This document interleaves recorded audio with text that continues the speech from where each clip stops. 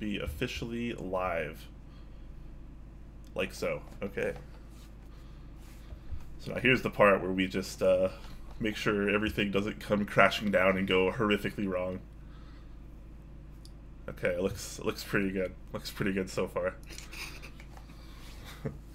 All right. Geo, calm down. It's fine. We'll be okay. This is gonna be fine. Yeah, I had to bring on someone, you know, more attractive than myself to bring the stream numbers up. So you guys are welcome. I don't know if you have the stream open for chat, by the way, but probably wouldn't be a bad idea. Yeah, I do. I'm not used to being seen. Well, you know, we like to force people into uncomfortable circumstances here on Top Deck. I'll just forget I'm on camera. Geo says, I like how you aren't using Discord so people couldn't see. We actually are using Discord. We're just in a private call. Sneaky. We thought about that, though. We thought about that. Yeah, that's the first thing I thought of. I was like, if we're doing this, we got to do this. Almost instant B6? Really? Oh my god. I've never seen it that fast before. Holy crap. Well, at least that means we won't have to bullshit while we wait for the bot for 7 minutes. Hey, there I am. Yeah, there you is. I even made your border gold. Just so fancy. Like you could, it would show you that you're a guest and a host. Double whammy. Heck yeah. FizzKey, thank you so much for the Twitch Prime sub for 18 months. Wow, long time. Thank you, sir. Is that Dixie? Yeah, his name's actually Garrett. Which, now I see the contrast on stream with your white shirt is kind of brutal. It's hidden. Here you go. Oh, wow, yeah. Just keep your hands there and people can read who you are. Easy. Very, very easy. Sir Nathan Kim in the house with that check mark for his Twitch partner verification there. Very nice. Thank you, Sir Nathan. We're all famous by association now. That's right, yeah. Hey, man. My dude's killing it in the community right now. Mad respect. That hand thing. 3-month streak in a row for tier 1 sub. Thank you very much for that, my friend. We're just kind of taking an easy start here. We're live a little bit early, of course, as normal, just so we can kind of hang out with you guys and make sure everything's going all right. Make sure Garrett doesn't get into too much trouble here. Jay replaced already? No, not exactly. Don't worry. That's my middle name. Yeah. This is actually Jay. He just became more southern. Yeah. You should put an E after the A in my name. Ooh. I should. What is going on today? Asked Blind Assassin. Well, Jay is away on vacation, which some of you might know if you're around the Discord at all. And I could have done an episode myself because, you know, obviously he's away, but I thought it might be more fun to have a guest host. And amidst all the awesome mech madness that's currently happening, I think Dixie is a really good choice. So we can talk a little bit more about that. And just know for you guys, just so you guys can keep Garrett in his place, he is not here as a guest. He's here as a guest host. You hear that? So he's gonna be hosting along with me. Yeah, it's gonna be a good time. It's gonna be a good time. What's up, Ham? Shout out Ham. Ham Kenobi. Hell yeah. All right. Silent Satan says finally not working during a Top Clack stream. Nice. Congratulations. I feel that. ISO Return says, nice, Top Clack is 1 hour earlier in EU now. Yeah, thanks to that daylight savings time. I shaved this morning, Mastermind 13. I wanted to look nice and sharp for the show. Yep. I almost left the mustache, but I thought it'd be kind of creepy. Oh, man. I don't know if I can edit the title while live in OBS. I should have just put that you're a guest host here today. Otherwise, everyone's just going to keep asking what's going on. New third host. Nothing. I'm Jay. What are you talking about? Yeah, this is Jay. Don't you guys know Jay? Do you even watch this show? Yeah, I'll probably have to, say it a few times, but Garrett here is just going to be a guest host for today, since Jay is away on vacation. So he's just going to be hanging out and helping me with the show today, and that's pretty much it. So now you guys know. Sure, write on a piece of paper and stick it on the wall. Yes. Guest host. Yes. I could just change it in the Twitch dashboard, but man, I already have so many windows open and so many things like snapped around in Windows that I can't mess up my mojo now. There's just too much going on. I'm scared to click anything. I'm going to screw something up. No, well, I mean, you can't really mess anything up on your end unless you close the call or mute yourself or something.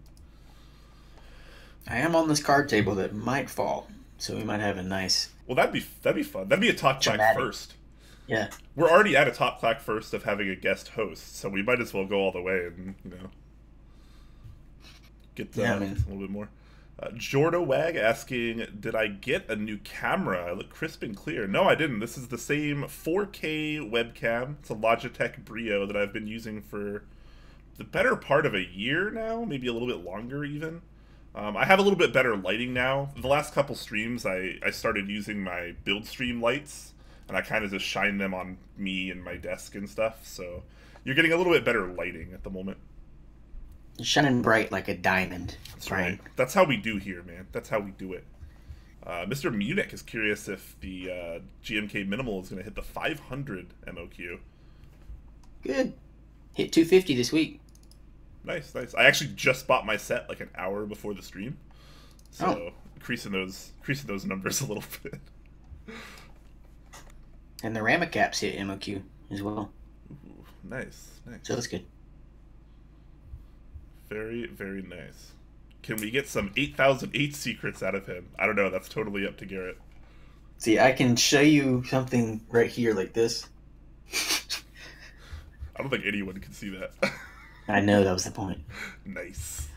Is his It will be name very Rubra? soon, actually. Apparently your name's Rubra. It's funny that it's so coincidental that you're wearing that shirt today, and it just happens to not perfectly. show your name on screen. Just keep the mystery going. Yeah. Amazing. Mountain Block donates 100 bits. Thank you very much for that. And says, ahoy, boys. Ahoy to you as well. You're making me hyped for National Talk Like a Pirate Day, which, if I recall, is somewhere in September. And I think Jay and I are going to dress up as pirates and talk like pirates that entire stream. Because it's actually on awesome. a Thursday. That would be argsome. No. Yeah. Sorry. Yeah. I'll be really good at it, of course. Just tilt your glasses down to avoid the reflection in your eyes. Because I could. Do I look old when I do that? Do I look like the guy from Up when I make that face? Yeah, where are your balloons? Shout out to Up. That movie's awesome, by the way. Squirrel! That's right. What? No Jay? Why no Jay? Jay is on vacation. Garrett is filling in for today as a guest host to help me out. Lose a J, get a G. Pretty close. That's right. Yeah. That's not too far off. Is that a wild Dixie mech? Yep. Oh my god, Brian is 40? Yep. Professor Quakums? Oh man. I'm getting older, man. I have a lot of gray in my beard now. It's starting to come in That sounds like faster. Like one of the professors on one of the newer Pokemon games. Ooh. I could do that. It just sounds like it would fit. I could just dole out TMs and HMs and advice. Yeah. Give you your starter Pokemon. Garrett cute AF, says Straight Classy. Thanks, baby. You and me both with the gray coming through. Yeah, I'm not even 30 yet, and I have I'm getting some grays, man. It's not fun. I used to just pull them out in shame, but now I just kind of leave them. It's been. Isn't that bad? I don't know. Is the rumor that 6 grow back when you pull one? I have no idea. I am not in any way, shape, or form a medical professional. J-Shaft gifting a tier 1 sub to Derpstradamus. So, nice username, by the way. But thank you very much for that. Jay looks so good without the beard. Yeah. See, when Jay shaves, he becomes Garrett. Fun fact. Jay is one of my identities. That's right. Have you ever seen us in the same room together? That's a really good point, actually. I know I haven't, so the rumor has started, Never guys. know. Rumor has started. Geo with the tier 3 sub. Wow, very nice. Thank you, sir. I don't even know what that means. But that's very nice of you. And ISO Returns says, sending Jay a vacation beer and donates 500 bits. Wow, nice. Thank you so much. How much is a beer in bits? Well, each bit is a penny, so 100 bits is $1. 500 bits is $5. I think where Jay is, though, beers are really cheap, so that might actually be like 2 or 3 beers for him. So we'll keep an eye out on that. Talisman Solutions with 1,111 bits. Very signature of him. Thank you very much for that, sir. And a Solid Snake Drive subbing for tier 2 sub. Thank you, guys. Appreciate all the subs and bits. And without further ado, I think now's probably a good time to officially get the show started. So I'm going to roll the intro right quick.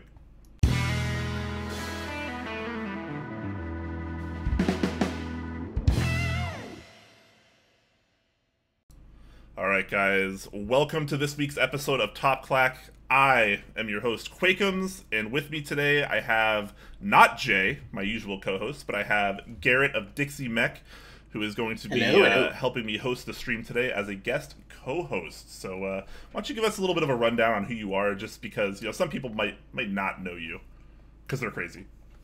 I am not Jay. I'm going to start out with that. Yeah, so if you look on stream there, his name isn't Jay. So see? Yeah. There's my name. Maybe you can see it a little better.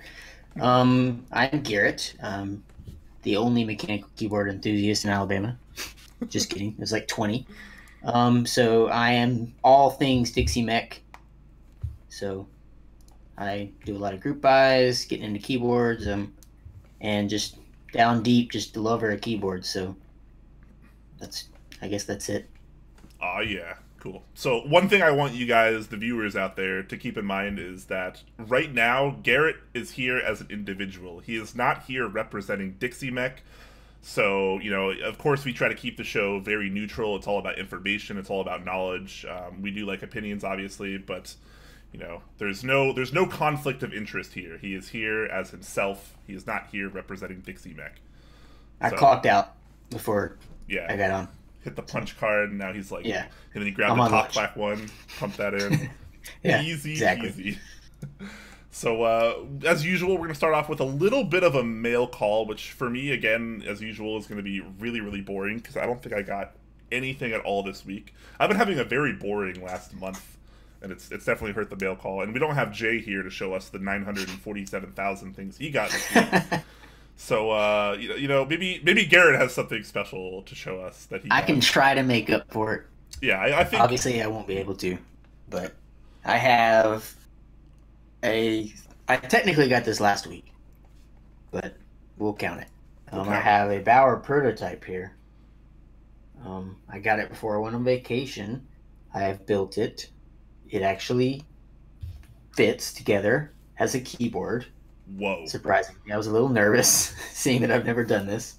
But keycaps all work. Tolerances look pretty nice. So I am just waiting on PCBs and all the rubber parts. So, but there it is. Very, very That's the biggest leak I've ever done. I am a man of leaks. So. Are you a fan of leek soup?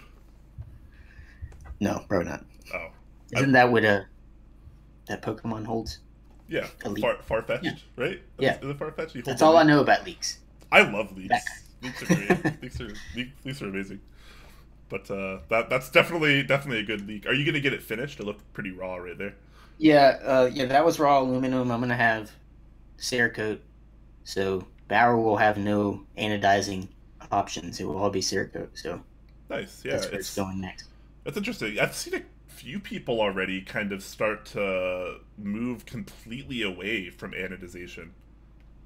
Yeah, I just don't trust it. Like Norbauer had a very long and informative, well-written post not too long ago about how he doesn't ever want to do anodized ever again for anything.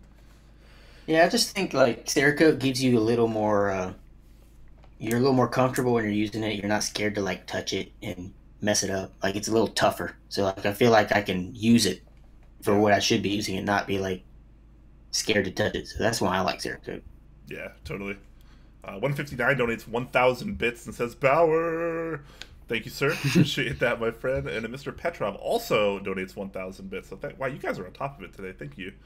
Says, Bauer wins top Clack. Bauer is pretty hype, man. You guys see, like, the renders? They got me sweating, that's for sure. Garrett is louder than you and you're quiet. On my screen, we're the same, but I can adjust that. Is the audio good or bad for any of you guys? Anybody else want to back that up with a claim? Just so I can make sure before we get it really into this show that we're more equal. Equal testing, not Jay. How was that? Oh, we gotta wait for the delay. Oh, sounds fine. Sounds fine. Garrett is louder, but I don't think you were quiet. Great audio. Just for the sake of it, I'll turn Garrett down very slightly to try to equalize just a little bit more. So, y'all's ears just need to be adjusted. That's all it is. Yeah, I think you guys are just used to hearing Jay's accent, so when you hear Garrett's kind of southern accent, it's really throwing you guys off.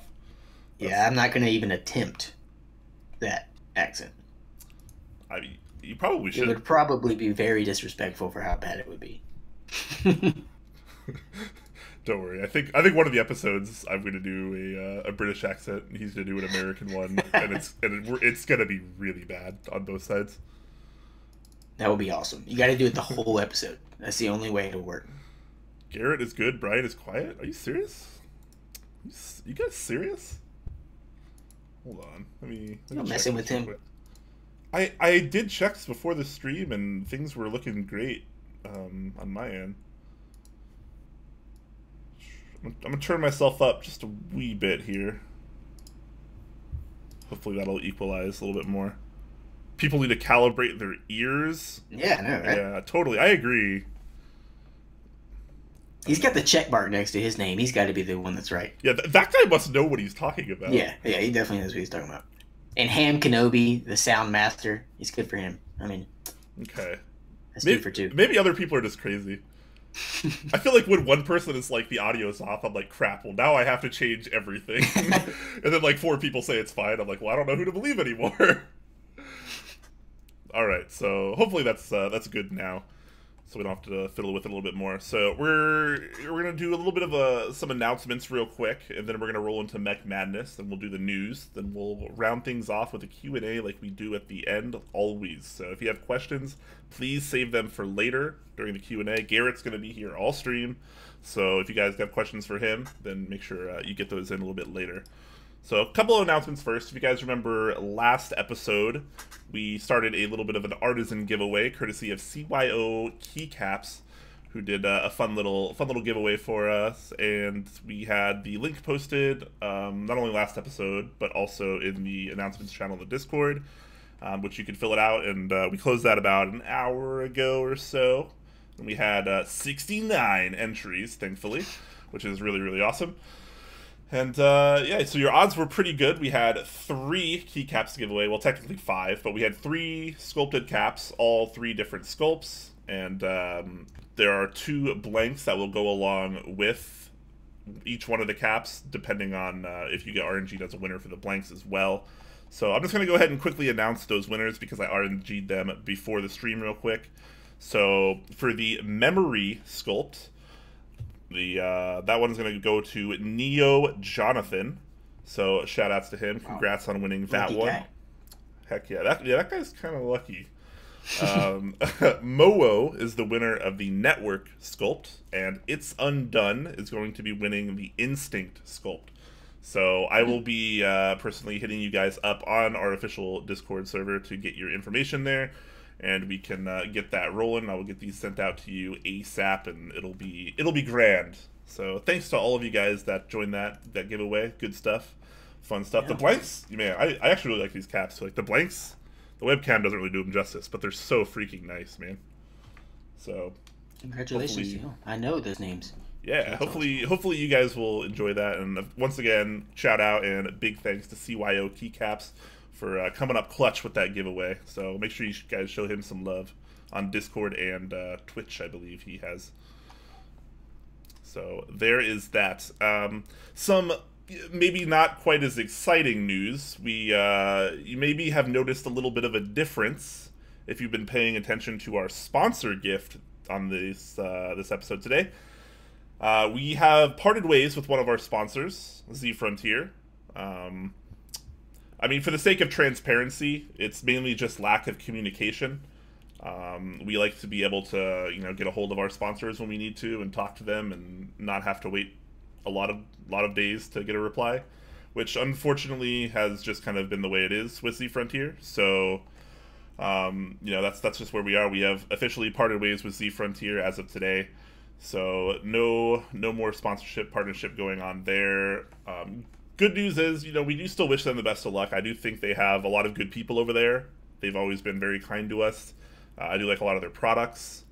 But, just right now, they're going through a lot of internal issues, which, is causing a lot of stress on their entire team and causing a lot of lack of communication. We're just not really into that at the moment, unfortunately. So, Z Frontier and us have parted ways. We will be picking up another sponsor, which is a secret right now. We will not announce who it is. But we will have another new sponsor starting next month. So just keep that in mind, guys, in case any of you were curious. Talisman Solutions, thank you so much for the Tier 1 gifted sub to Jordowag. He's at 94 gifted subs. Holy crap. Dang. That is something, man. 6 more right now. Six more? We don't want to pressure the guy. He'll probably get there eventually anyways, honestly, the rate he goes. So, I like how everyone in chat is just guessing who the next sponsor is going to be. Like, I'm not going to release the info yet. Like, you'll have to wait till next month. I think you guys will like them, though. That's all I will say. It's Dwayne The Rock Johnson, okay? Well, it's official. It's Terry Crews. Yeah, I get them mixed up sometimes. Yeah, same person, right? Burger King? Are you guys serious? Are you guys serious? All right. Anyways, last but not least, on the announcement stuff, we do still have a bit of a promo going on right now, which I'm going to post in the link in the chat right now with ProjectKeyboard.com, who's been doing some cool work with plates, and this is just a little promo he's got going on with us where if you buy a plate, you get a little bit of a discount, and a little bit of the funding goes to Top Clack. So this is a good way to help support Top Clack if you happen to want a 60% plate in a slightly more exotic material. He's got things like palm, carbon fiber, FR4, as well as polycarbonate. So you got a lot of options there for your fixed tray mount layouts, plates, good stuff. He's got some relief cuts on those. They're pretty nice plates, honestly. I've been looking at a lot of the prelim pictures and stuff. Coming out pretty well. So shout out to store.projectkeyboard.com for that promo code help there. It's a heck of a promo, yeah. Yeah, no, it's really, really awesome. Definitely super nice. I like it. I'm going to be getting a sample of one of the plates in soon, one of the carbon fibers, and they're looking pretty darn nice. I like fixed layout plates, and he's got relief cuts in them too. Yeah. It's good stuff. Terry Crews is best. You know it, bro. Oh, yeah. Number one human. Yeah. Anyways, that is the end of our announcement section, and now we're going to move on to some news. And boy, do we have some interesting things in the news doc today. It's not terribly long, but a lot of really interesting things, to say the least. So I'm going to hopefully not mess up on posting these links in chat, because I haven't done it in so long. And usually Jay does it for me. But I'm gonna hopefully get this right, guys. Bam. It's just like you go like this, copy. Man, controlling this stream is really, really hard sometimes because you're doing an amazing job. Like I have my news doc right here. I have all the stream stats in the chat here. I have what I'm showing on screen on my second monitor here, and I'm trying. I thought I was in Turner Studios when this happened. Like, yeah, this is some stuff. So. There's the link there to this Instagram. This is more of a teaser, so if you guys maybe aren't following Keycult on Instagram, this is a little bit of a teaser for the number 2, which seems to be the kind of follow-up for the number 1 TKL, which was pretty darn popular not too long ago. A lot of people have been really enjoying it. And I just kind of wanted to show off these pictures. There's not like a ton of stats on this yet, so we're just going to kind of go through some of the teaser info that they have. So this is the first picture they shared of it here. The number 2 coming late March / early April. So big surprise. That's pretty darn soon. That's yeah, very soon. That's very soon. That's right. So in this first picture here that I'm showing on stream right now, he's got a win keyless blocker here, so we can assume that this is going to be some kind of win keyless variation. I'm not 100% sure what this little hole is under the blocker. Yeah. That kind of had me guessing, and I couldn't really think of anything smart enough. Do you have any guesses on what that may be? I really don't. Like, it's an interesting place to put a hole, unless there's a weight on the bottom. But I guess there's not, because unless that whole bottom piece is a weight that he shows off in the other ones. Yeah, so I'm not really sure. So he's got 2 other pictures here, which are very similar. This one here, it's showing the 2 colors, or at minimum 2 colors that they're going to have releasing here, with the classic stainless and contemporary red. And he does point out that this is not a render. So pretty interesting stuff there. Classic stainless. Do we think that's going to be a stainless steel version, or do we think the stainless is just the look of it? Yeah, he doesn't actually say the word steel. And I feel like Keycult does things on purpose. Yeah. I don't think that this was a mistake by leaving that out. So I don't know. It says mirror polished. So I'm very, very interested to see a stainless mirror polished. Right. That's kind of what I was hoping for as well. That's something I don't think I've ever thought about until I read it. Yeah. I mean, we try to get in the nitty gritty here. Yeah. Contemporary red also, like maybe they can do like a PVD steel on that one as well. Maybe the number 2 will be steel. That'd be pretty cool. That would be really cool. Or maybe it's just going to be more, anodized aluminum. We'll have to kind of wait and see. These are unfortunately the only 3 pictures that we kind of have here. In this picture, yeah, it is a good tease for sure. In this picture, they do say it is mirror polished, the classic stainless at least. So it is inspired by the HHKB Pro HG, which is a pretty rare and very expensive keyboard that no one really owns in this community. But that's hopefully the price of this isn't inspired by that as well. Yeah, because if I'm not mistaken, that one is like $10,000. I didn't fact check that before the stream like I should have. But it's a lot. I'm pretty sure it's a lot. But pretty interesting stuff here. One thing I did notice in the comments in one of the pictures, now I'm gonna have to try to find this real quick. Someone asked if it was a TKL, and he did indeed say yes.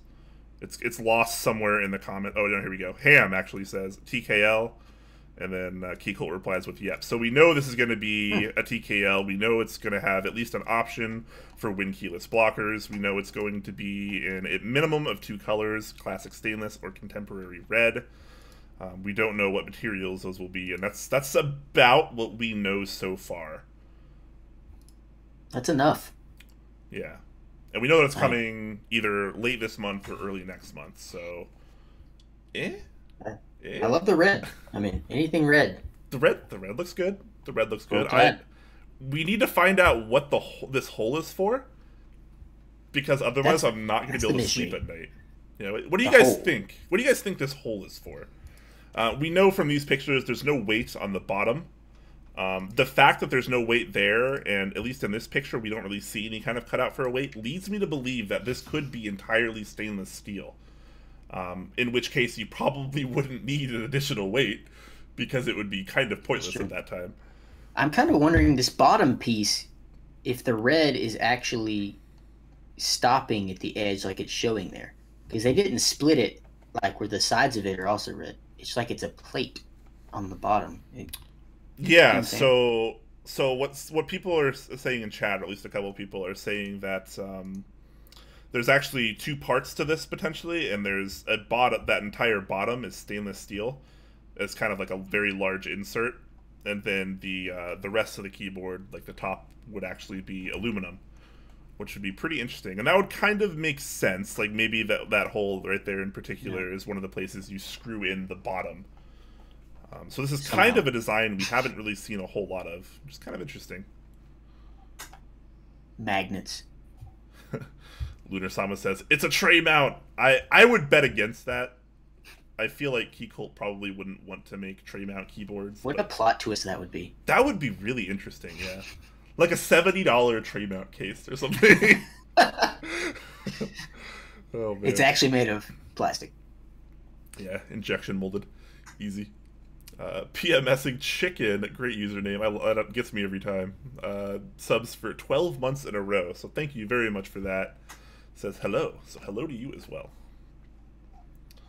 All right, so that's the Keycult #2 teaser that we know about so far. Hopefully we get some more information on this soon. If I had to guess, I'd say it's probably going to be ran on Type Machina. I think that's where the #1 ran. They might want to keep. Weren't the other 3 run on Keycult's own website though? That's the 60% and 65%. That's true. That did come a little bit later, and that was ran directly through them. So yes. I guess we'll have to wait and see.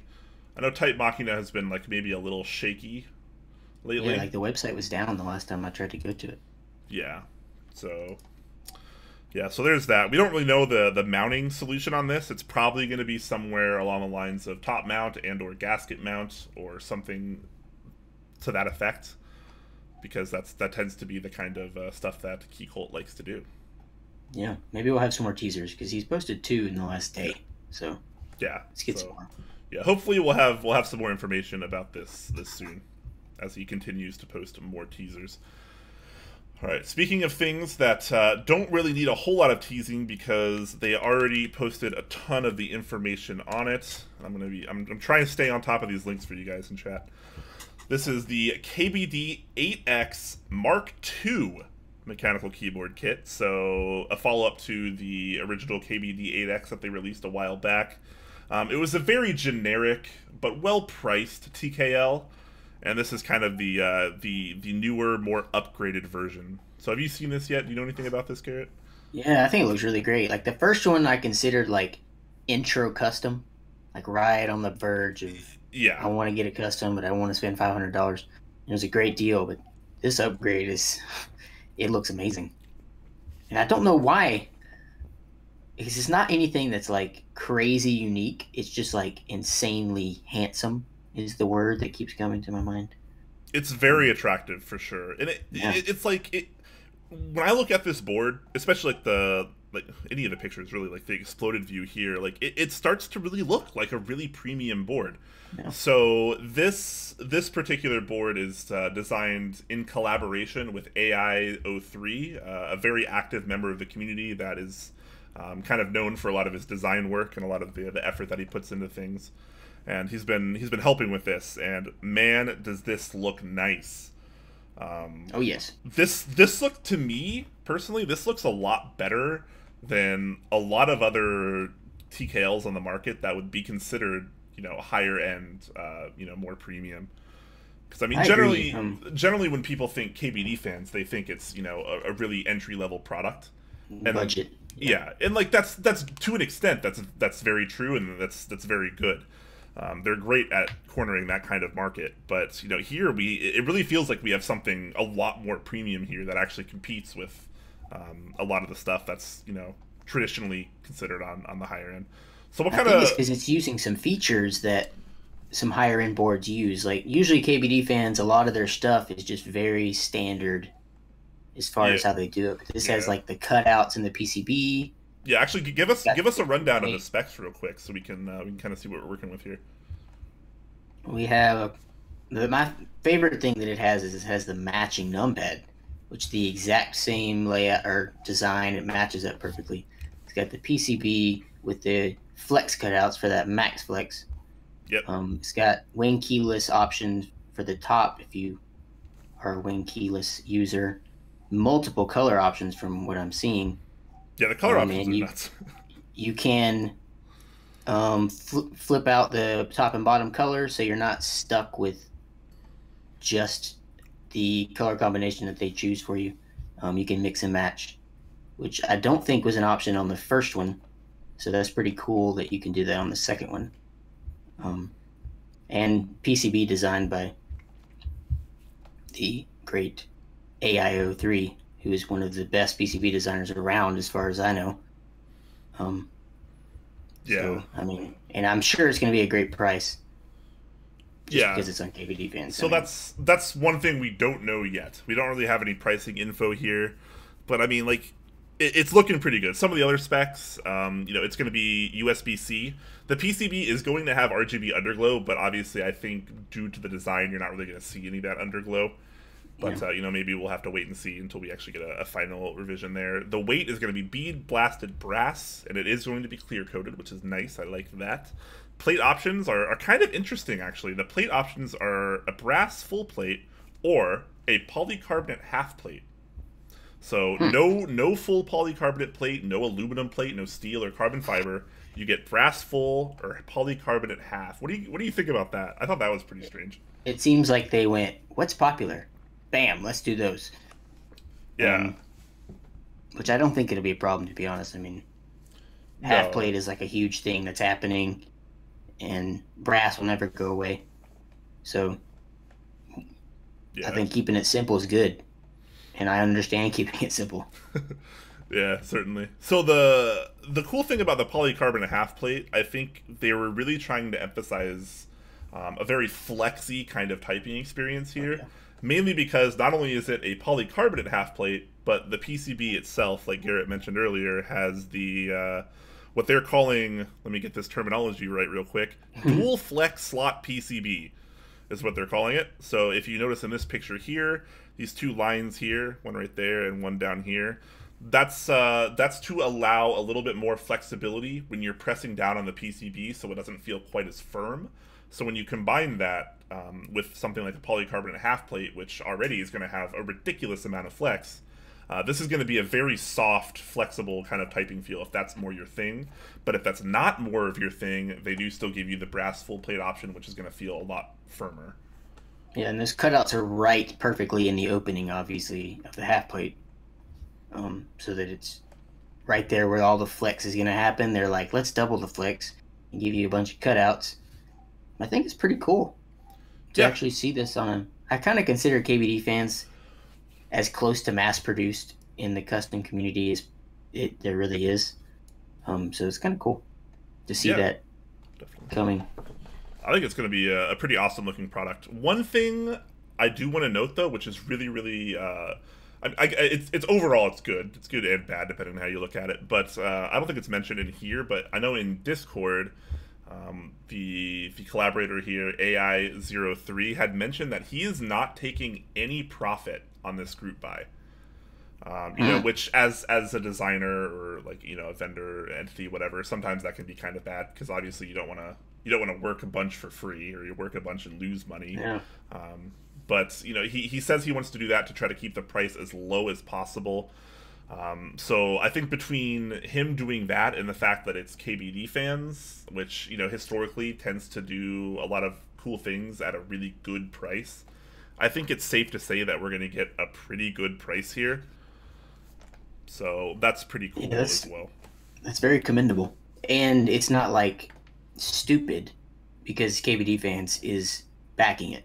Obviously, if he was doing it by yourself, you'd be like, okay. But it's pretty cool.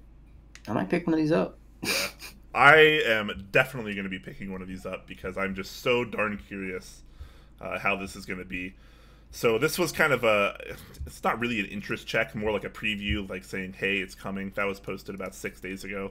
To my knowledge, we don't actually have a date yet on when this is going to launch, but I imagine it's going to be coming pretty soon. For those of you that are obsessed with how much a keyboard weighs, it's a little shy of 2.4 kilograms, which is like 5.3 pounds or 5.4 pounds or something. So it's a relatively hefty board. There is a brass weight and obviously a brass plate option. So what do you think this is going to cost? Let's ballpark price for a bit.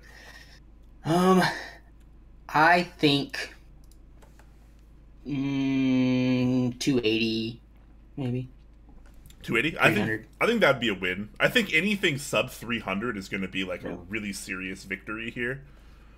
I don't think 350 would be out of the question. I still think that would be a fine price. But if they could hit that sub 300...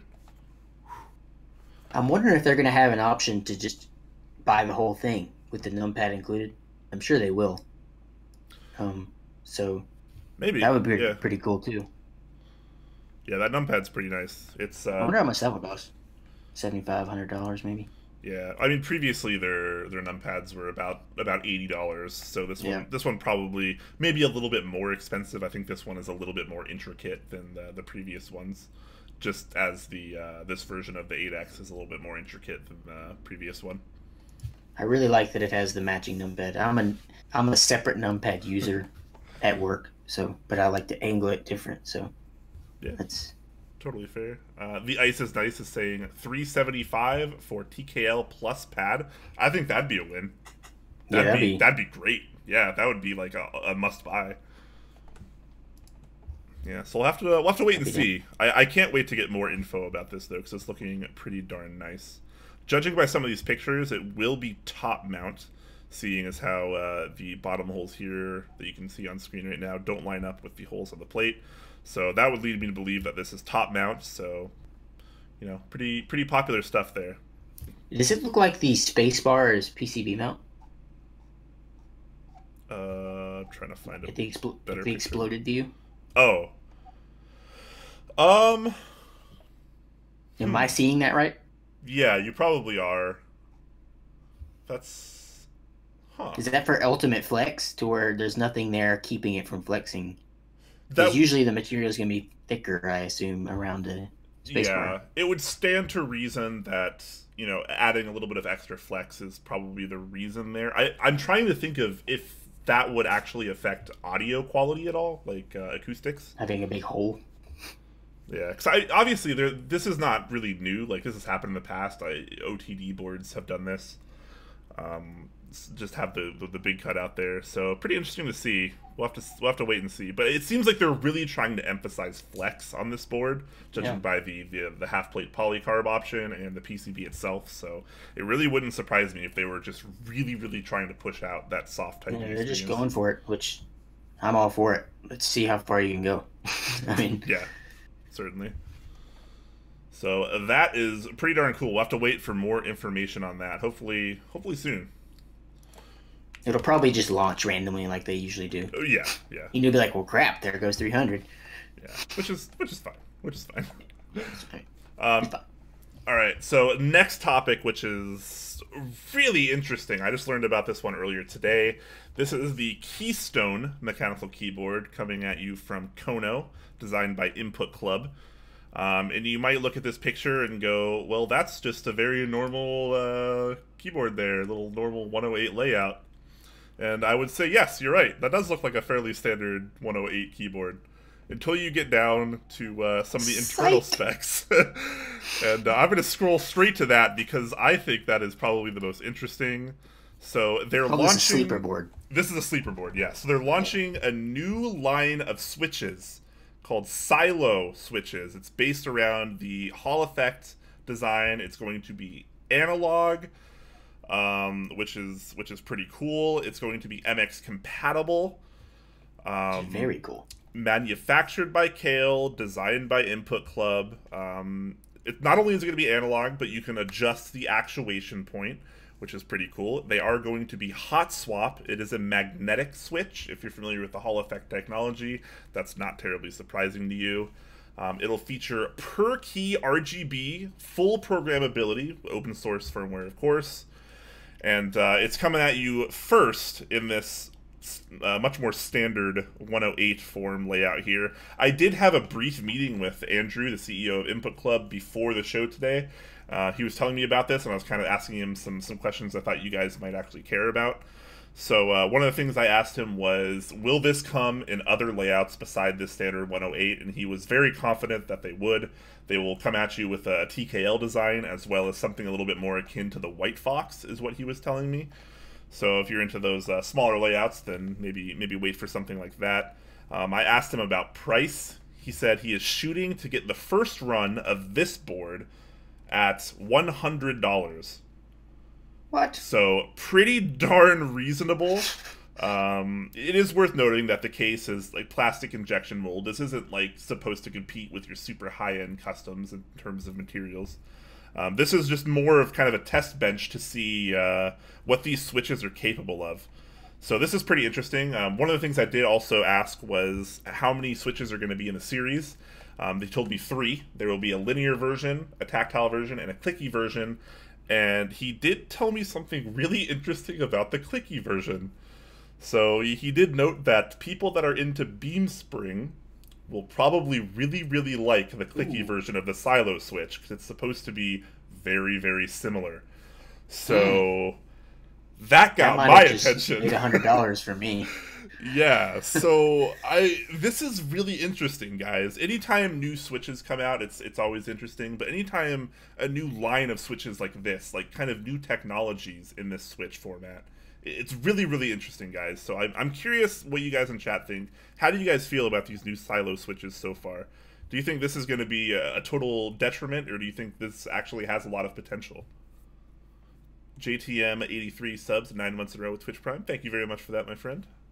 I think the thing that usually holds back new switch technologies is they usually have a new proprietary stem, which immediately is just like, well, nope, I don't care how great it is. Yep. I can't customize it. So I think that was a great decision to keep it cherry compatible. Yeah, and Kale has shown a lot of innovation and success lately since they revamped their factory 2 years ago.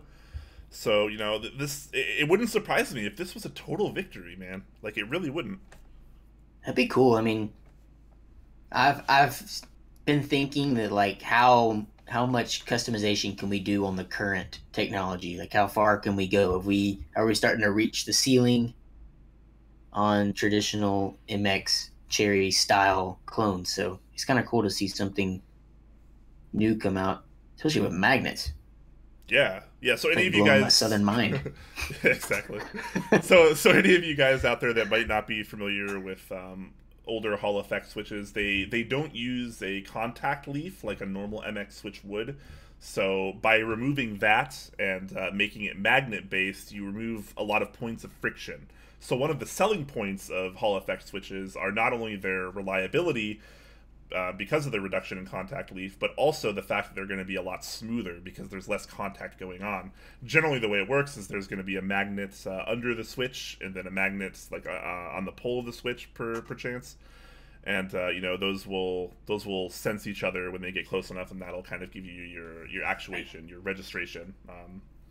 So I'm certainly no expert on magnetic switches or Hall effect switches originally, so. You know, obviously I can't give you a full rundown on the specs, unfortunately, but know that this is really, really cool. And if you guys have been around the community for a few years, maybe you remember that a user named XMIT was working with some factories to try to bring you a new updated Hall effect technology, and he succeeded. But unfortunately, it was kind of met with a lot of indifferent feelings and negative feelings because it had a lot of QC issues. And a lot of inconsistencies, and a lot of, you know, people just weren't really into it. So I'm excited for this. I hope this goes a lot better than that did. And, you know, maybe these will feel amazing. I'm 100% going to, you know, hold Andrew down and punch him in the face until he gives me a prototype. So hopefully we'll get a prototype of this in the somewhat near future. I don't think he really has a whole lot of, like, a time frame going on, but when I asked him, he's like, hopefully we'll have something around June. So it's pretty soon. Yeah, hopefully we can get something going here on that, because this is looking interesting, guys. My only request is that the smaller ones are called Keystone Light. Your southern mind is blowing my northwestern mind. I had to take my glasses off for that one. Frothy KK sub with Twitch Prime. Thank you very much for that, my friend. I appreciate it. X-Men is OG. Yeah, no, I've met X-Men in person. He's a great guy. A lot of what happened with the run of Hall effect boards that he tried to do was kind of out of his control. But he is a very nice guy. It's just unfortunate that some of the things that went wrong before. 30 rack smacks, says Beadbox. Oh, man. You guys are funny. Yeah, I'm very excited to see like a vintage technology become modern. I mean, yeah, certainly. Bring it back. Maybe you could talk him into calling it Keystone Light even. I don't know why you wouldn't. People try to Google this keyboard. They just Oh, it can only find beer results. Crappy And then water you got beer results. instead of a 6-pack, you got a 60-pack and a 65-pack. I mean, Oh boy. seems Yeah. obvious. So we'll have to wait for more info on this, guys. Thankfully, there's already quite a bit of info already. Hopefully, we can get some kind of timeline and you know, a more accurate price point would be really cool. Some things to note are I think like it's hot swap, right? Like he has it listed as hot swap, but Yeah. that's not going to mean that you can just swap in other MX switches or put these silo switches in other keyboards. We're kind of still waiting to hear on that, but chances are they're not really going to work like that just because of the difference in technology.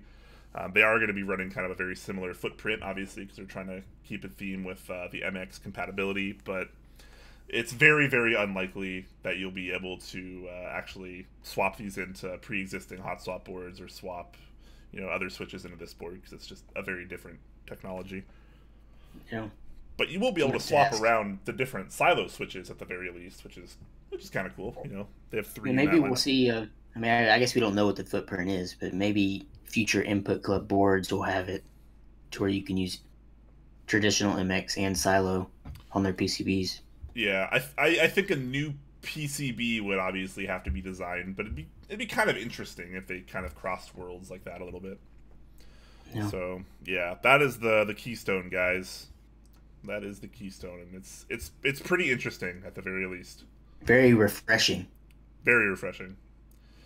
Speaking of something that could be refreshing to some of you, our next topic, the Kira Stealth.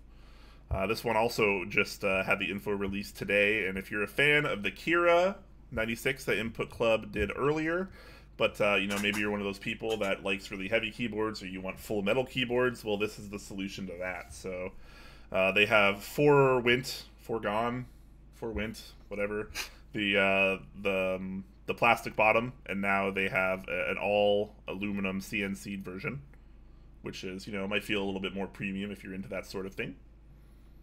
This is the adult Kira. Yeah. They gave it a stealth moniker, which basically just means it looks like it comes in some kind of gray, and the keycaps are pretty much like charcoal. So the name fits. Yeah, name definitely fits. I mean, as far as the specs are concerned, the rest of it, it's pretty much the same as the former Kira. You got your hot swap sockets, you have your per key RGB. You know, it comes with switches if you want, or you can choose to not have switches. Comes with keycaps either way. USB-C, open source, full programmability. Pretty normal stuff that we're kind of used to seeing from the older Kira, but pretty nice. So if you're in the market for, you know, one of these full metal boys, these heavy boys, then maybe this is totally for you guys. Yeah, 2.3 kilograms. Yeah, about the same weight as the KBD that we were just looking at, about 5.2. It was like literally like 0.004 grams difference, I think. So yeah, it's going to be a little over 5 pounds in freedom units, if that's your thing. It's a good weight. It's a very good weight. I think this thing looks awesome. I mean, yeah, that side profile. Yeah, definitely stealth. That's definitely the word. I mean, yeah, it looks it's like good. gargoyle. It's like a gargoyle keyboard. Yeah, I think the price is pretty darn reasonable too. You can get it without switches for $270, you know, which is, you know, cheaper than most other customs on the market, and that still comes with, you know, PCB keycaps and all that stuff. Or you can choose to get the Hako Clears, Hako Violets, or Box Whites. Those are the only 3 options they currently have available. But thankfully, you can get it without switches if you want, and just throw your own compatible switches in there. Easy peasy. Yeah, my brother would have liked this. He got the metal Kira, so can't wait to show him. And yeah, actually, relating to that, Talisman Solutions is asking, how does this differ from the metal ones they ran as part of the original group buy? The metal ones in the original group buy weren't fully metal. They had the plastic bottom or polycarbonate bottom or whatever it was, and then it had an aluminum ring for the top half. And then they had another version which was all plastic. It didn't have that aluminum ring. It had a plastic ring instead. So those were the two that were offered in the original group buy. So this one going all metal, and not really any reduction. It's not that much more expensive than the other metal one too, which is kind of nice. No, without switches, I mean, it's only like $20 more. Yeah, like, yeah, it's like really not that bad, honestly. which either means this one is really cheap or the other one was really expensive. I don't know which one. We'll say that this one was really cheap and that this is a good deal. Yeah, I mean, it seems like a good deal. How often do you spend $200 and you get a full metal keyboard with all of these? Yeah, specs, I mean, with HHKB. tabs? I mean, that's all plastic, 60%. This is a 96 key, all metal. So yeah, so maybe for you guys, maybe not. But there it is. That's the Kira Stealth. Make sure to join the group buy if that's more your thing. All right. You want to get into some keycaps? Yeah, we're going to get into some keycaps. Why don't you tell us about our first topic here while I post the link? Okay, we have what everyone's been expecting for a while from the key company, GMK SKIIdata 2, I guess. 2 eyes. Round 2 of GMK SKIIdata. So round 2 with a bunch of new stuff from round 1. So it has a base kit with a good bit of compatibility, which is what we usually see from the key company. They usually have a good bit of compat. 129 for the base kit. And something that we usually don't see, they have a V2 accent kit, which is basically everything from the normal base kit without the alphas in orange. So that's pretty new. Seems a little pricey, 120 for those. But if you want orange alphas, which I think were requested a lot, so you have those, and then they have 40% kit, like you'd expect. I think the big thing that everyone's really been looking forward on this group buy are the re-legendable keycaps. Are you ready for the re-legendables, Brian? Oh man, I don't know. You can put any legend. Whoa! Make it say anything. Wait, like I could put like anything. You? Say something. You could put me in the keycap. I could put you in the key. Oh my gosh! Can I put an R in one of the keycaps? I think so. I think there's some rules. I think R's are okay. All right. Maybe a U. Maybe a B. Maybe an R and an E and H. I'm reading your shirt. I was like, why is he spelling rub? I was like, where is this going? Rubra. Yeah, I think it's a really good price on the base kit, I think. I agree. I think the base kit is very well priced. That's a lot of compatibility for $129. SKIIdata, obviously, kind of a very classic colorway, and people love it. It's a nice set coming at you at a great price. You had mentioned the V2 accent kit at $120, which I don't think anyone's going to argue is a lot less attractive of a price. No. Yeah, I love the key company. We had him on recently. He's a good dude, and I think the base price is very well priced. I think this is expensive. I would call this expensive. $120. I guess it's hard when you're literally comparing it to the base kit with all the alphas for $9 more. So yeah, I mean, like, well, what's the real difference here? Why is this more expensive? And why not just make another set that actually has the alphas if it's only going to be $9 more? So yep. I think maybe just using, is it just more expensive to use custom colors? Are these even custom colors? I don't think it is, or it's not, as far as I know. No, it doesn't look like it. So it uses N9 gray, V2 orange, and N5 blue. Yeah. I like so that he has terminal gray with orange. Yeah. So these aren't like new colors per se. So why is this kit this price when you can get the same amount of keys plus all of your alphas for $9 more and a numpad? I was trying to figure it out. I was like, there's got to be a reason. But I couldn't figure it out. Yeah, maybe someone in the chat has a better idea than we do, but this is a little confusing to me as far as the V2 accent kit goes. Yeah, and the accent kit has a MOQ of 100, I believe, instead of 150. I guess because it's smaller. That's usually how it goes. This is a kind of a gray area as far as kit sizes. We usually see like full base kits and then small kits that have like 20 keys. I feel like we don't usually get kits with like in the middle of the Yeah, certainly. of that range. There's also a coffee cup. I mean, there is indeed a SKIIdata coffee mug, guys. So which is pretty freaking cool. yeah, I'm not gonna lie. that's cool. Yeah, it's $10, but the first 25 orders will receive one for free. This is already open, and I imagine those 25 orders are probably long past, so you guys probably won't be getting any free coffee mugs, but still pick them up for $10. Yeah, and like Dixie had mentioned before, they do have releginables. They have two versions even. They have the SKIIdata legendables, so obviously fitting the SKIIdata colorway there. And then they have the blank releginables. So you got two options there for not too much money. The SKIIdata ones are $32, and the blank ones are $28. And the cool thing about the blank ones is if you have terminal, they'll match perfectly. Same gray.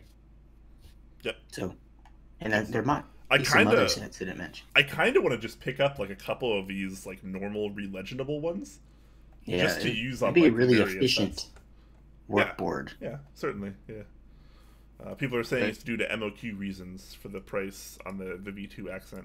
I mean, yeah, but like, at what point do you got to sit down and ask yourself, hey, maybe I'll just run another base kit using these colors? I feel like the best way to do it would have just to separate the alphas and have two sets of mods, to where no matter which mods you use, it can cost the same amount.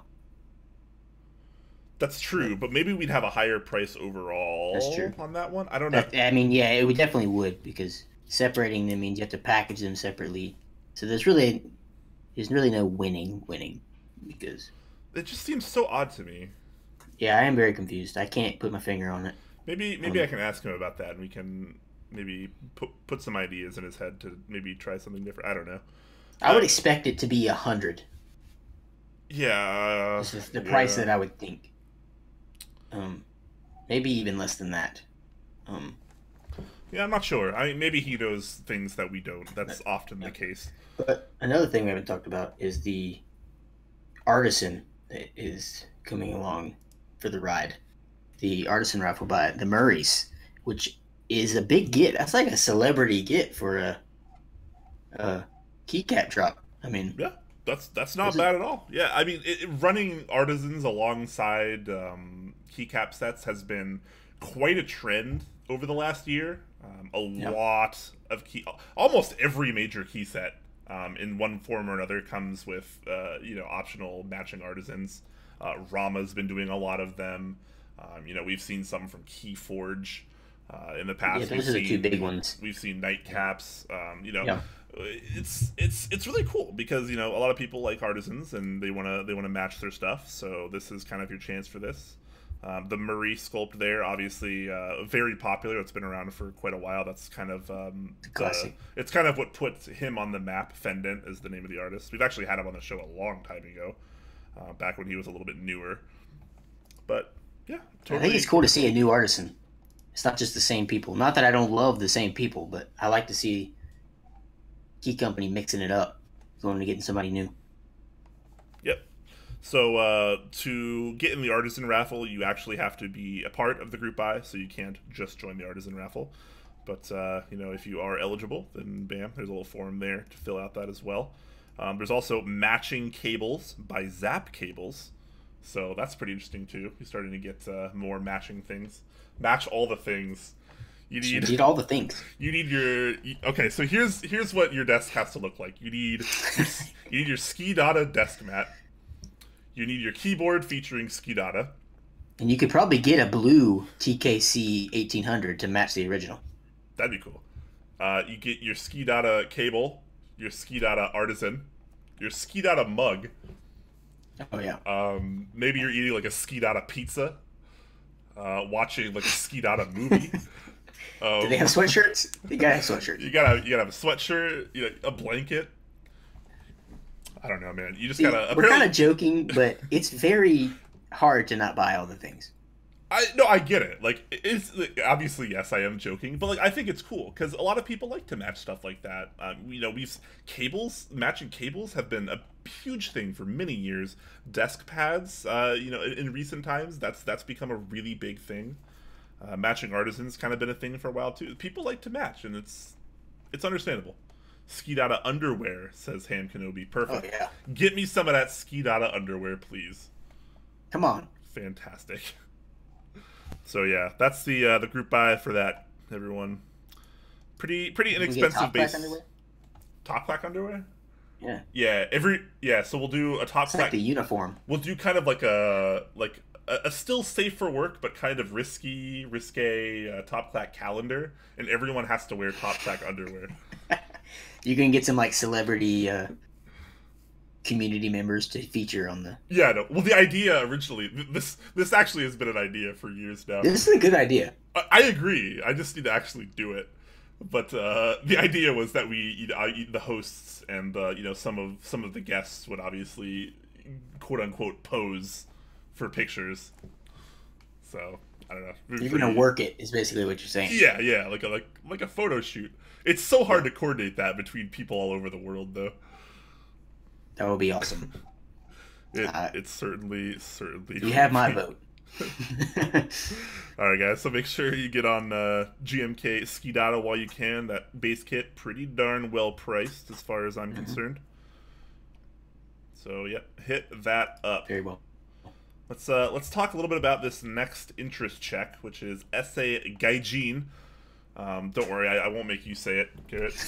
I tried so many times before the show. He tried, and it was he sure tried. We'll just leave it at that. So this is an interest check for SA Gaijin, which is kind of an interesting set. It's a Japanese mono legend set featuring a fair amount of compatibility. RIP ISO though, if you're an ISO user.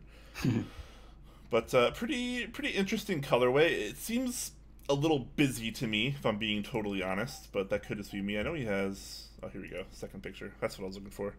So he's got this picture, this little render, which actually looks a lot nicer than the yeah, it looks really nice. Oh crap! Forgot to link. Usually J links, guys. I'm sorry. I'm trying to be on the ball on this one. So there's the link for that.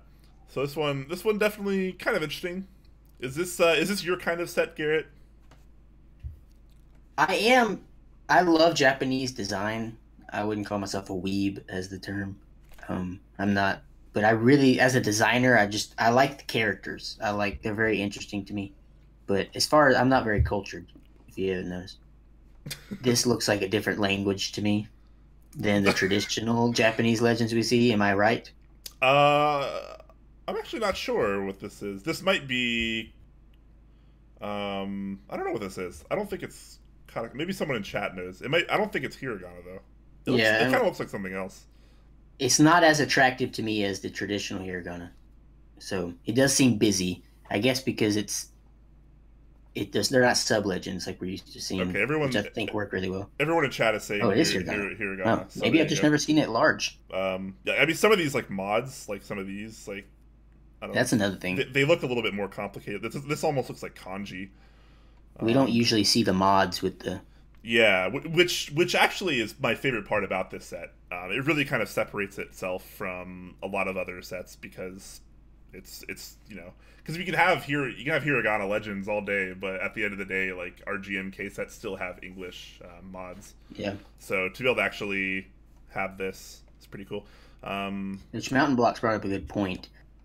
He says in the interest check that it's double shot, so this looks expensive.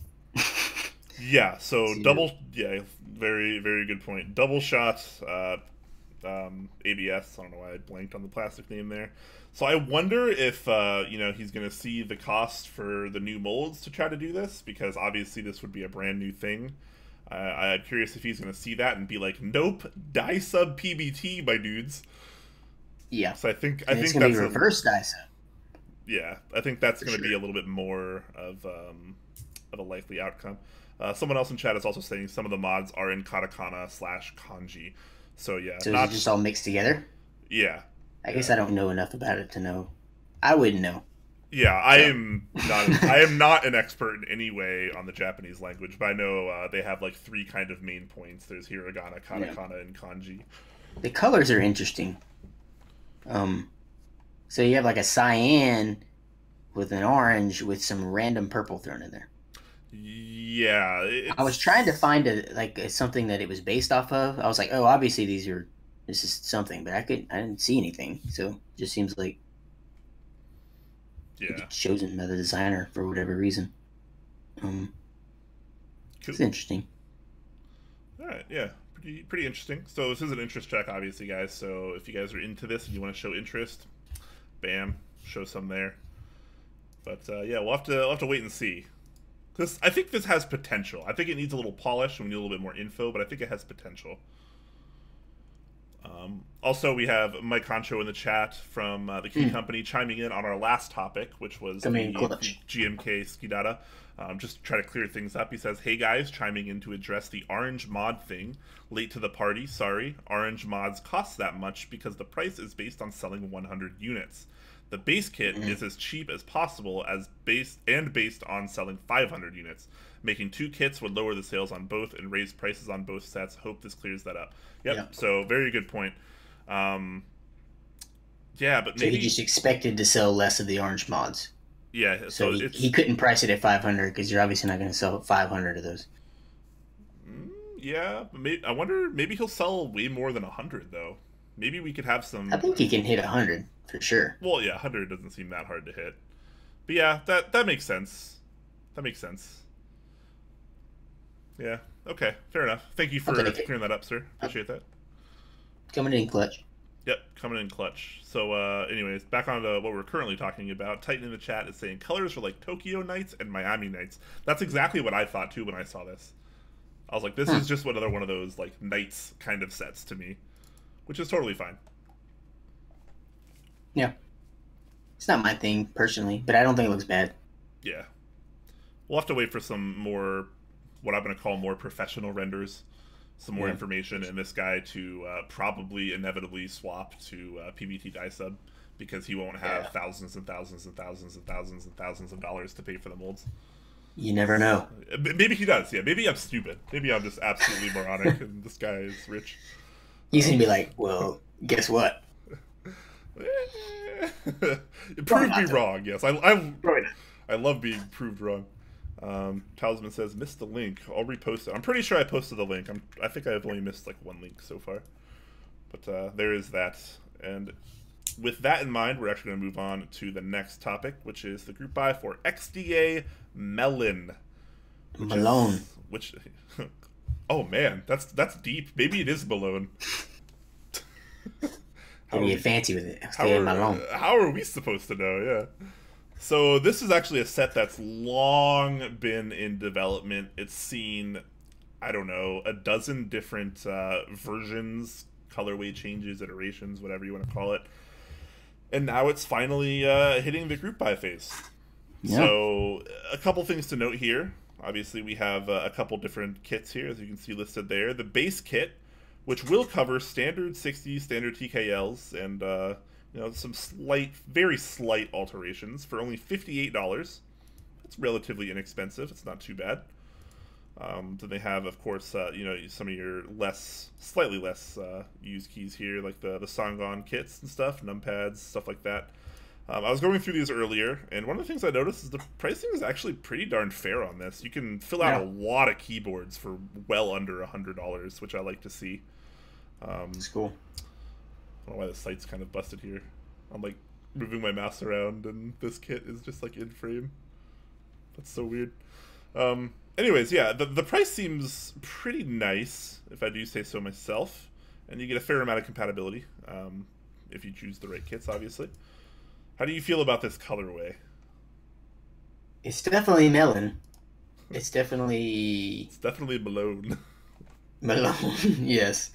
I'm getting some summer lemonade on the front yard vibes from looking at it. It's kind of similar to the set they ran last year. Was it just called Summer or Sunshine or something like that? You don't have to remember. You don't have to remember. You mean GM or you mean Lime? SA Lime? No, there was a set that on KBD fans. It was like in these summery spring colors, and I think it was literally named like Summer or something. Okay. Yeah, I'm not sure. I don't think it was terribly popular. Someone in chat will point it out in a second, I'm sure. My only concern are the legends, which I kind of like the big font on the alphas. Um, I'm a fan of the big fonts, um, but it's Yeah, the I think. smaller one U's are trying to squeeze these words in there. So I'm hoping it's just the renders and not what ends up on the caps. Yeah, it might just be the renders. And I'm not really an XDA expert, but in the past, I believe Legends have not ever really been this large. The That's pretty alphas big. in particular, like the actual letter alphas here, they seem oddly large compared to what I've seen on XDA in the past. So maybe that's just for the render, or maybe they're actually shooting to hit a different size of font, I guess. I Hard, think it's a hard to very know. subtle colorway. I don't think it's like flashy. I don't think it's gaudy. I mean, I think it's fine. I think yeah, it's decent. It fits the theme. Not really for me, but I think it's cohesive as a theme. it's got like a Hana feel, just in a different color spectrum Yeah, as far as saturation and contrast. they have some. So these novelties, Yeah, um, how do you feel about them?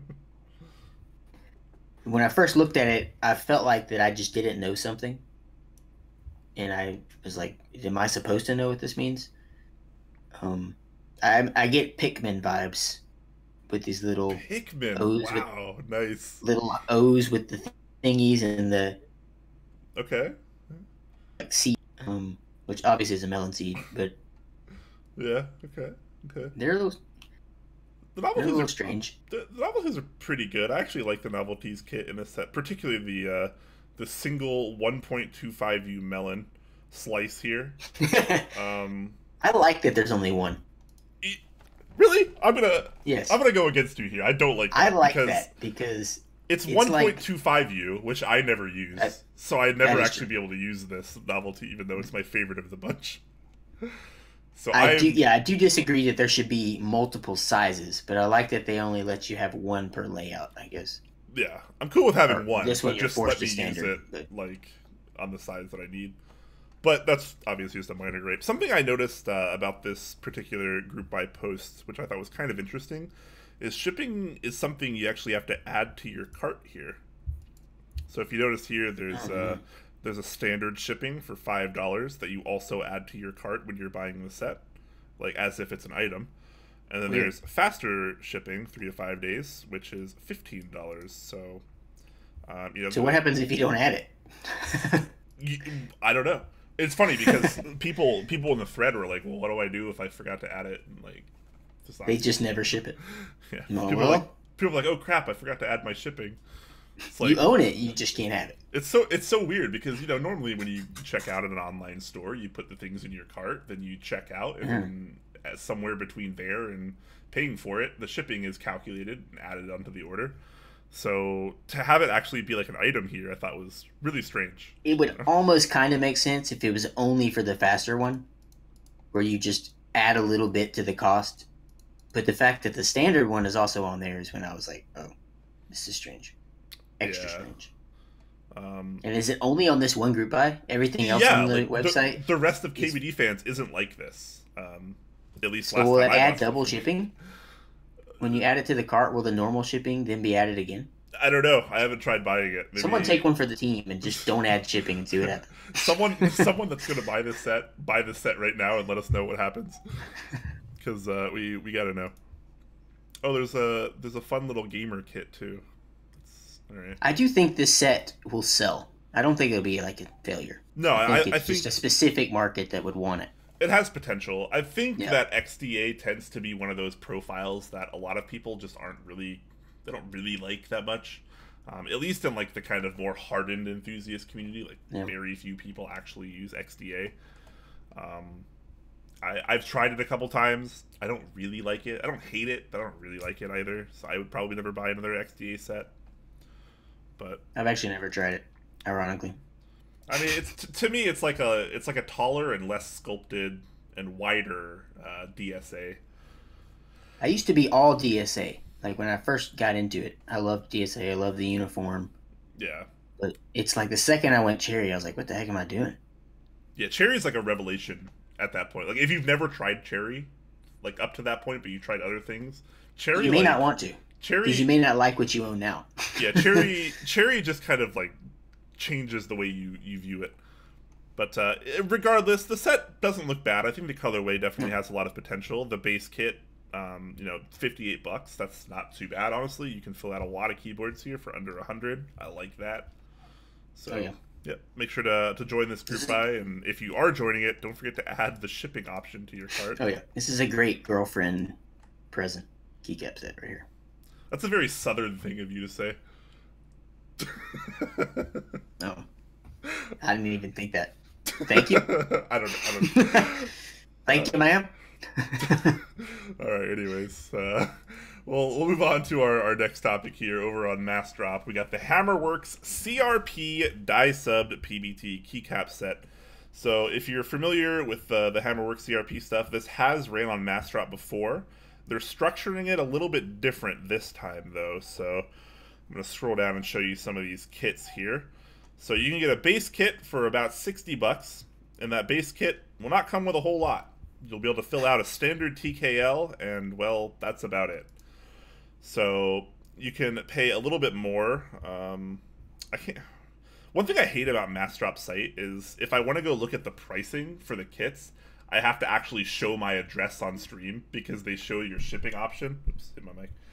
They show your shipping option on the next buy page. I guess if it doesn't have price drops, they don't show you the price. Yeah, actually, they have the little chart. Yeah, so actually, if while you're here, Garrett, what you should do is you should run down the prices on the kits for us because your screen isn't shown on stream. Okay, here we go. Base kit $59.99 for the Desco APL $64.99, Tulip $69.99, Peacock $69.99, Numpad $19.99, Row 5 kit $8.99, WinKey set $9.99, WinKeyless keys $7.99, HHKB mods $6.99, and Cherry R4 R5 $9.99. Okay, so the base sets, which cover a standard TKL or 60, are all within about $60 to $70. Nothing terribly surprising there. If you want to fit something like a like a WinKeyless TKL, you spend it was like $7 or $8 for the WinKeyless key kit, which will come with these, and that'll kind of help you out there.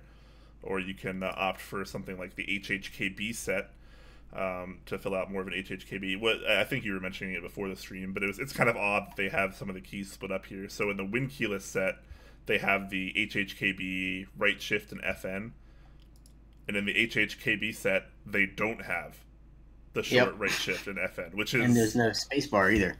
Which is very, very strange. Yeah, no spacebar either. So you basically have to buy the WinKeyless kit here, as well as the HHKB kit here, to fill out a lot of non-standard layouts. So kind even of the odd. HHKB layout. Even the HHKB layout, which is very strange to me, but that's just how they do it. Thankfully, the kits are not terribly expensive, so you can still get all three of those kits for under $100. It's not gonna break the bank. It's just kind of like a weird thing. It's odd. Yeah, it's odd. But as far as the HammerWorks CRP stuff is concerned, a lot of people seem to be relatively happy with them. There was kind of a little debacle a while back, and that's why Massdrop swapped. It was BSP originally, who doesn't do keycaps anymore, or doesn't do something in this hobby anymore, and then they swapped to HammerWorks to do the CRP stuff. So this is kind of like I don't know, an alternative to that, I guess. I think I have the other ones, BSP. You have the BSP ones. I have the APL. A lot of veteran enthusiasts think that BSP is the best PBT keycap sets you can get. So, I've never put it on anything, but all right. So I'm gonna need you to just send that to me and just forget about it. Just forget about it. I have a lot of keycaps. I have a lot of unbuilt boards because I run out of time these days. Yeah. So I have just pieces everywhere. So. Yeah. Certainly, I feel you. So this could be an option for you if you're looking for a nicer PBT keycap set that isn't going to completely wreck your wallet. You know, it's it's worse price per cap than Enjoy PBT, generally speaking, but you can still fit a lot of layouts for sub $100, which is kind of nice. Yeah, and I wouldn't dwell too much on per key price. It's kind of a hard way to judge, because all the keys are different sizes. Well, that too. But these are really cool. As far as from a compatibility scale. Oh yeah. Like if you buy an Enjoy PBT set and you look at its price everything. and you buy like everything that would constitute as a full HammerWorks CRP set, this would be a little bit more expensive. But I digress. I like the WinKeyless, or not the WinKeyless, sorry, the WinKey kit a lot, because I like that it gives you so many different and colorful WinKeys. Yeah, I'm pretty interested to see those gradients from the, is that Vista? Yeah, so from left to right, I think it's I got this. I know the 98 XP Vista. No. No. It's not. So this second cluster, if we're going left to right, the second cluster here is Windows 95. The third one is 95. Windows Vista, and then the newest one is Windows 8, 8.1 and 10. So this first one is confusing me. Hopefully someone knows that. Either way. Oh no, sorry. This one could be Windows 7. My bad. Not Vista. I don't know why I said Vista. I definitely meant Windows 7. My bad, guys. Either way, I really want to see the colors. I would just use the 8 to like the retro ones. The retro. That's just my favorite Windows logo by far. I think it's a lot of people's favorite Windows logo. Okay, so the mastermind is very confidently saying Windows 95, Windows 98, Windows 7, and then Windows 8/10. So okay, there you go. Cool. There we go. I was hoping 3.1, which a lot of other people in chat are saying. I'm kind of glad they didn't use Vista. Because that would have been like... This really does look like 3.1. These are just really cool sets. Like, if you want that vintage look, but you want to drop the big bucks on an actual OG set. Yeah, sometimes those can be a little expensive, and depending on what you're trying to fill out, this could be way cheaper than a GMK set for you as well. So, just an alternative, good-looking set. Speaking of good-looking things, let's move on to our next topic here, which is the Keebtalk Community Awards. If you guys maybe not have seen this, it's a very interesting project put together by the Keebtalk people, so Man of Interest, Huey, as well as all the other admins and mods over there have put together kind of an event, I guess you could say. Kind of like an awards ceremony, I suppose, where users vote on specific categories, and then we have a committee that will finalize decisions and stuff like that.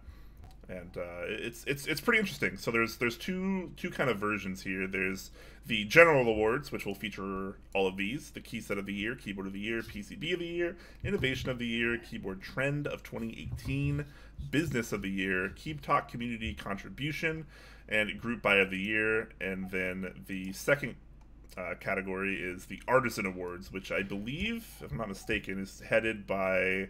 Yep, Sir Nathan Kim himself, Teha Types, is running the Artisan Committee there. So the Artisan Awards will feature the Artisan Design of the Year, Up and Coming Artisan Designer of the Year, Best Improved Artisan Designer of the Year, Sculpt of the Year, Artisan Keycap of the Year, and Technical category. So pretty interesting stuff there. So if you guys are into this kind of kind of community get together and you kind of vote on what's what, then this could totally be something for you. It's pretty cool. The nominations actually opened on the 8th, and they close tomorrow, the 15th. So they were open for a week. So make sure you get on here. I'll post the link because I know I forgot it. Sorry, guys. I posted it. Oh, I got you, bro. Oh man, you're a scholar and a gentleman. But yeah, so there's a link for that. You can find the polls to vote there. It should be pretty awesome. Should be pretty darn awesome. I like voting on things. I like voting on things too, and I mean. If you're really into and stuff I see like madness. Yeah, I mean, I kind of like this is like the Academy Awards for keyboards. Yeah, exactly. So those of you in the community that might have been around for a while, maybe you remember Desk Authority Awards, which has a very kind of similar kind of theme. They kind of just go over and they give awards. I think they give what they call them wing nuts, which is like a little trophy kind of thing for the winners. Yeah. I remember in 2016, Zeal PC actually won like best overall like keyboard business or something. You got a little wing nut for it. Anyways, there's two committees. There's a general committee and an artisan committee, which will do I think all the final. I see some names on there. Yeah, there's some names. So a lot of people in the community that you guys probably recognize. Obviously, in the general community, you have Man of Interest, you have Ryan Norbauer, Andrew Lakashman, who is the CEO of Input Club. You have Olivia, you have Sir Nathan Kim, of course, Zombuman, popular designer, moderator of Keebtalk CI Jansen. I am on the committee board as well as my typical co-host for Top Clack Jay. Wodan, content creators there, as well as Chokon, Mech Merlin, and then the artisan committee has Nathan Kim as well as a bunch of big shots, a bunch of big artisan collectors, Lightning XI, DJ Suede, R Mendez, Joey Quinn, TX Clack, and Mian. I know most of those people. A lot of really cool people there. Some well put together committees there. Yeah, it should be pretty interesting. I actually I haven't voted yet, but I asked TV, I was like, "Are we allowed to vote?"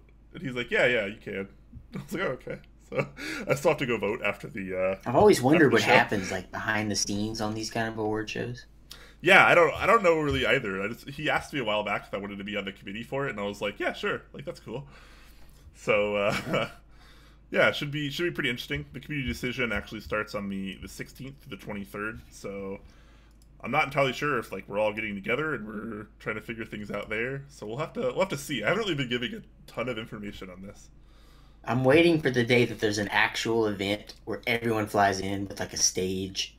Ooh, that would be awesome. How long before keyboards get to that point? Long time. That's a long time. Visionaire asking, who's the guest tonight? No guest tonight, technically. We have a guest host, which is Garrett over here. Of Dixie Mech. He's not necessarily a guest. He's a guest, but he's also a guest host. So just keep that in mind. That's why he's helping me with the show entirely. I'm watching you. Yeah. Always watching. So anyways, I like that they have a most improved artisan designer. Yeah, the categories are really, really good. I feel like that's taken from sports, possibly. Because in basketball, they have a most improved player award, which is one of the coolest ones for rewarding. You don't necessarily have to be the best to be awarded. It's just showing hard work, basically. So I think that's cool. Yeah, definitely. So this is pretty darn awesome. So keep your eyes on this. Make sure you go vote now because it closes very, very soon. Link to vote in the post, of course, right here at the top. And then the committee will, in theory, get together and we'll put together the votes and see what's what. I need to vote. Yeah, same. I'll be doing that after the stream. It's going to be fun, though. It's going to be fun. So look forward to that. Moving on to our last topic in our news doc. We have the Sonic Switches, which is an interest check by Enjoy. And this is pretty interesting. So if you guys have been around for a while, you've probably seen a lot of rebranded Gateron manufactured switches that have just had their colors changed or their springs changed to be, more thematic or more ergonomic, depending on who you are and what you're after. But this is no real exception. This is still kind of more of the same. We're seeing recolored Gaterons here to kind of fit a specific colorway. And this, maybe you guys know Enjoy is also the designer for the set GMK Waves, which has been an interest check for quite a while now, and these switches are set to match GMK Waves. So that's the kind of colorway he's going for here. So he does have two variants, which is pretty interesting. We don't usually see this when it comes to the recolored GATs. So he actually has a tactile and a linear version. It's pretty cool. It is pretty cool. So the tactile version is kind of interesting because it's supposed to be basically a recolored KBDfans T1 switch. So that's what he says here. If you guys don't know, the T1 switch it's KBDfans alternative to something like a Holy Panda, or depending on who you are, it might be an alternative to a Zelio. The idea is it has a big round bump that starts at the top, and it's, you know, good. So I've yeah, the very preliminary run of the T1 switches had a lot of issues. So he pulled them from the market real quick, and he's, you know, going back to the drawing board and perfecting those before relaunching. So hopefully we'll get that before this comes out, obviously. Yeah. So pretty cool stuff. Yep. And then just Gateron yellow for the linear, which can't go wrong with that. Yeah, exactly. So yeah, the tactile is going to have a 67 gram spring, which I think is exactly the same as the T1, if I'm not mistaken. And the pricing is going to be 55 cents each, which I think is also very much in line with the T1 stuff. MOQ of 25,000 switches. Might seem like a lot. It's really not for our community. That's an MOQ that can be dusted pretty quick. Yeah. The linear, a little bit different. We don't have all the specs here. There's not a spring weight spec, and there's not pricing, unfortunately. And the MOQ is a little bit lower on this one, 20K estimate. It says Gateron yellow at the top. So I don't know if that means they're going to change the spring weight from the yellow. The yellow springs are pretty popular. They're very popular, yeah. I don't see why you wouldn't just go with the yellow springs. Yeah. You can't go wrong. Yeah, well, he does say a little bit later on that the linear option of the switch would be produced by Gateron in a similar fashion to the linear, or linear, I don't remember which one it is, sorry, by Amir.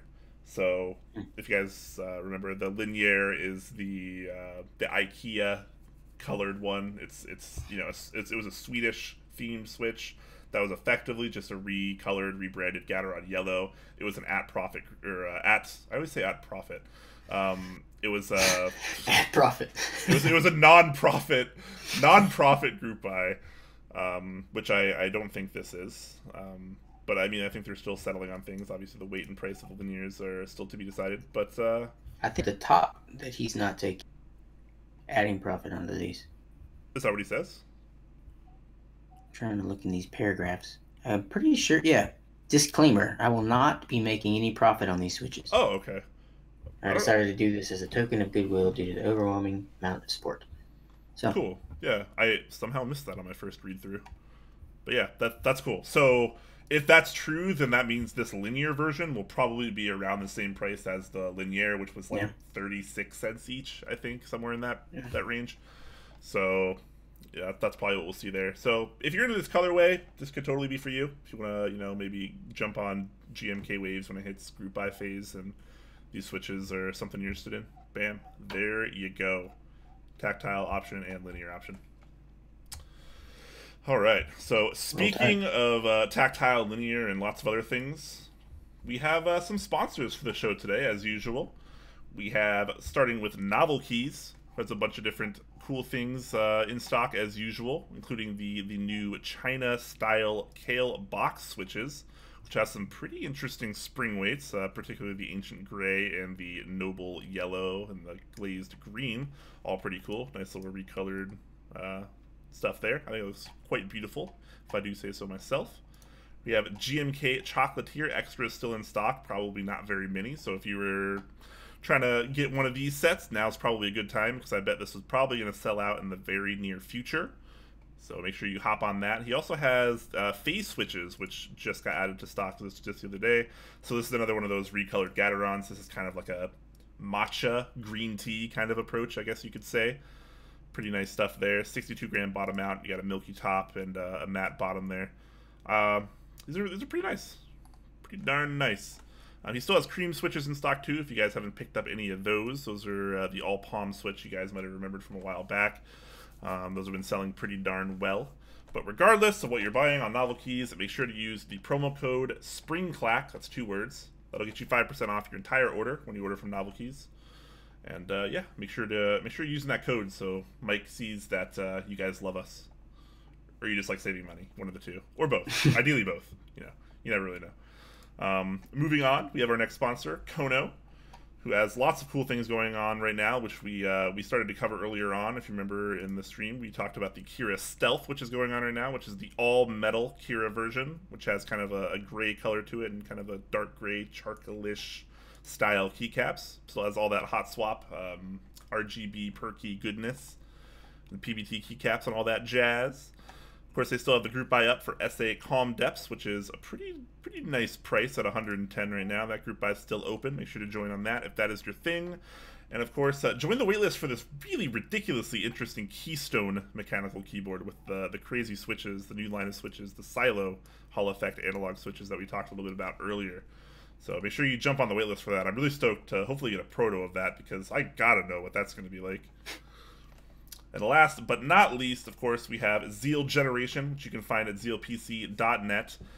Has lots of cool things going on as usual. All the new revamped line of switches, the V2 stuff. He's got the new Zelios, which have been great, the new Xylence, which have been great, the new Telios, which have been great, and the new Helios, which have been really popular.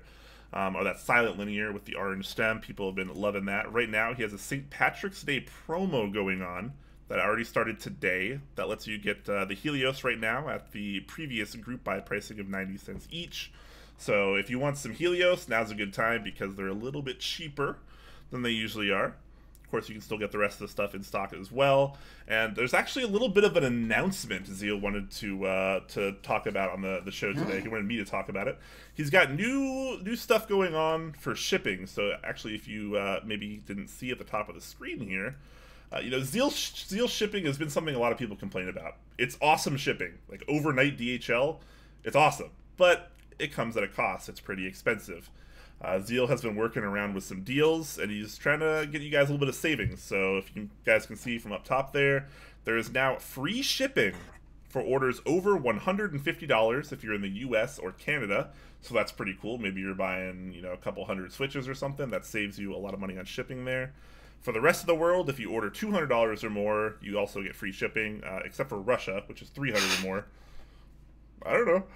But, yeah, you now have free shipping options on Zeal as long as you order enough product. So that's cool. I think that's really helpful for a lot of people. We don't quite know yet if this is going to apply, like, towards things like keyboard group buys. So we're kind of still up in the air on that, not really sure. But as far as everything else is concerned, free shipping for over $150 if you're in the US or Canada. That's pretty good. A lot of people spend that much there anyways because they buy, like, you know, 150 switches or more. So pretty darn awesome. We do appreciate that. Also, last but not least, of course, if you do want to buy from Zeal, maybe you want to jump on these lower priced Helios for St. Patrick's Day or something. You can use the affiliate link that we have, which is zealpc.net/topclack. That'll give us a kickback when you order. It doesn't cost you anything more, of course, just gives us a little percentage of the order as well. So that definitely helps us out a lot. We greatly appreciate it. So, bam. Thank you guys for that. Whew. Man, talking nonstop for a while, like, it's like kind of exhausting sometimes. Oh, anyways, guys. You did good. You did good. Thanks, man.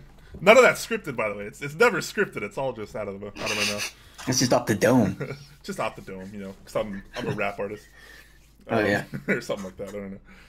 But anyways, guys, we have... Oh, you know what we totally forgot to do? Wow, I feel stupid. Yeah. Well, we can still do it now. It's How did fine. I forget? I just got in. That is weird, yeah.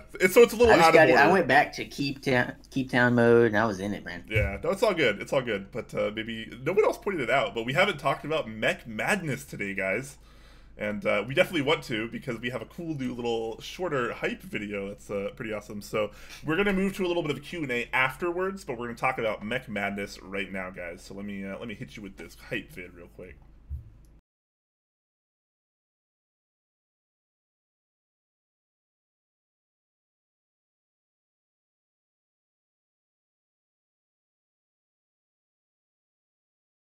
Okay, maybe I'm gonna wait a second to hit you with that because it's not working for some reason.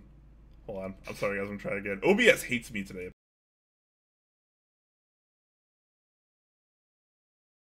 Youngin' and I'm getting it. I'm a youngin' and I'm getting it. The young one on a mission. I'm a youngin' and I'm getting it. Youngin' and I'm getting it. Youngin' and I'm getting it. Y'all better pay attention. Oh yeah, so it actually worked that time. Man, there you go. OBS like I'll have everything ready and like I'll have to run like a video or the intro or whatever, and then OBS will just be like, nah, we're gonna freeze it this time. And all you have to do is like close it and open it again, and it's totally fine. Can't prepare. I'm yelling at you, OBS. You gotta get better at your stuff. Come on, man. But yeah, that song is catchy as hell, bro. I know. So, I'm like, so good. He's singing it now. So good. So I'm gonna put on our little Mech Madness logo there on stream there for you guys, so you can see that we're in the Mech Madness segment here. So for those of the people out there that might have missed Mech Madness, missed the start of it, are unsure of what it is, why don't you give us a quick rundown of what it is? All right. So Mech Madness is March Madness for keyboards. And then if you're not into basketball, it basically means we have bracket style, 64 designs for key sets, 64 designs for keyboards. Go head to head. The public will vote who moves on, and you keep filtering out people till you have one left. So and then we can crown keyboard and key set of 2018. That's the goal. Awesome. So yeah, pretty awesome tournament that's been going on. You can follow along and vote at Dixie Mech on Instagram. That's where all the voting has been taking place. And there's brackets at mechmadness2019.com. You can kind of see what's been going on. The way it worked was last month, people made their predictions. You made a bracket based on who you thought would win, and you'd vote on all your matchups. And then that was finalized and closed at the end of last month. And then this month has been all about the tournament itself. So all about the key sets and keyboards actually going head-to-head and moving on. And there's a point-based system that doubled every round. And it's looking pretty fun so far. So last week we had some awesome stats for you, and this week is no exception. We do as well. One thing to note is that last week, at the end of the day, we had 5 perfect brackets remaining. 5. So out of over 1,300 predictions. So in the first week, we dropped almost every single person. 1,364.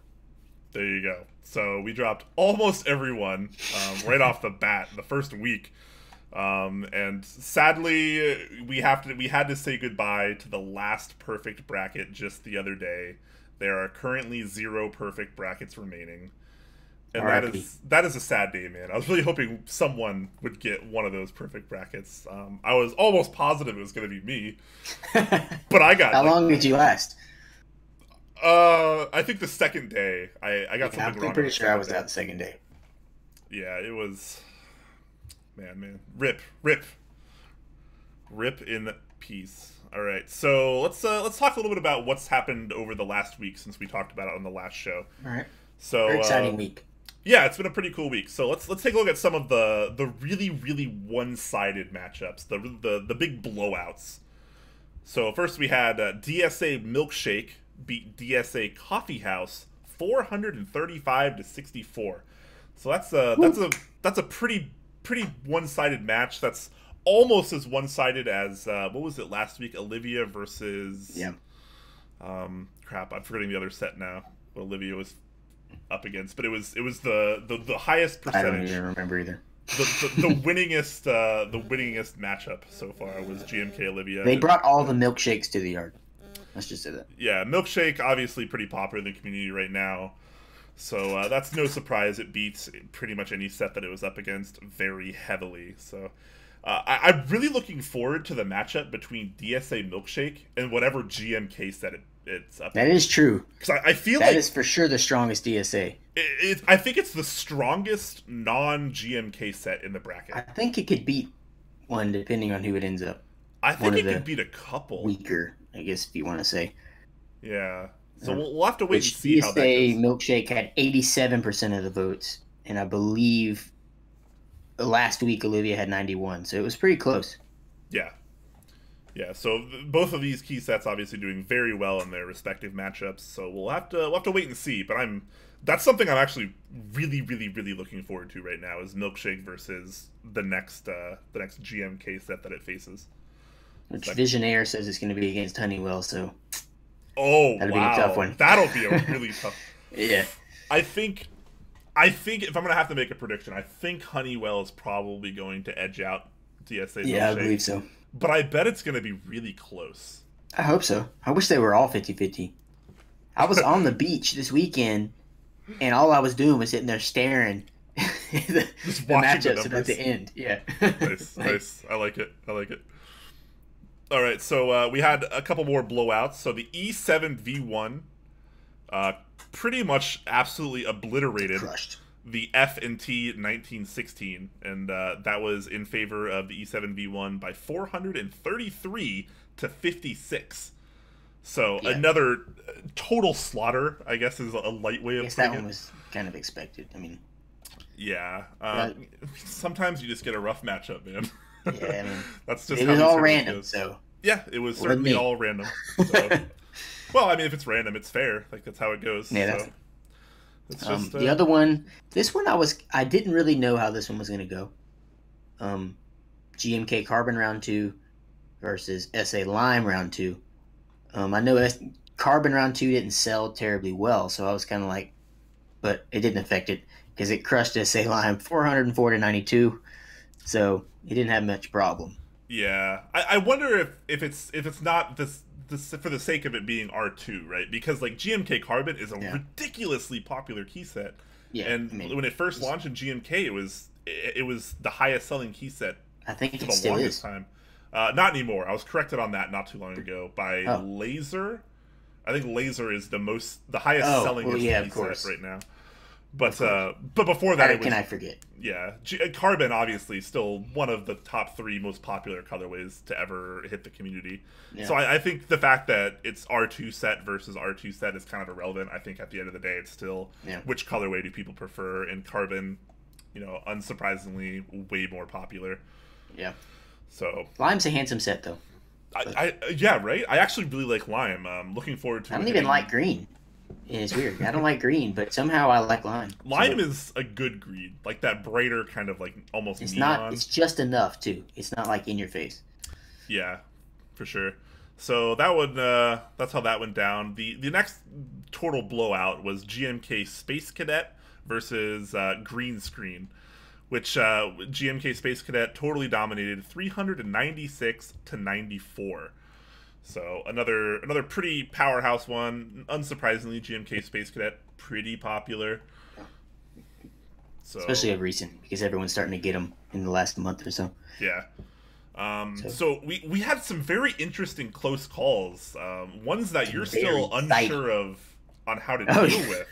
So why don't you talk us through some of the close calls that we've had this last week? I'd say the most exciting one, I thought until yesterday, was the S7 Elephant versus DC60. So not only was it just a 4-vote difference, but that one matchup is what determined which of the 2 perfect brackets that were left were going to finish the entire first round with the perfect bracket. So one of them picked S7, one of them picked DC60. So 100% one person was going to have a perfect first round. And it literally came down to the last 2 minutes. I was sitting there on the beach like, holy crap, this is happening. So S7 Elephant edged out by 4 votes in the last 2 minutes to give Neo Jonathan, who told me to shout him out, as the only person to complete the whole first round with the perfect bracket. Yeah, so shout outs to him. He was indeed the last man standing when it came to perfect brackets, and I believe cool. he won a prize for that as well. And that was cool. I was like, I didn't expect anyone to even make it the whole first round. That is insanely impressive. It's so much harder than it sounds.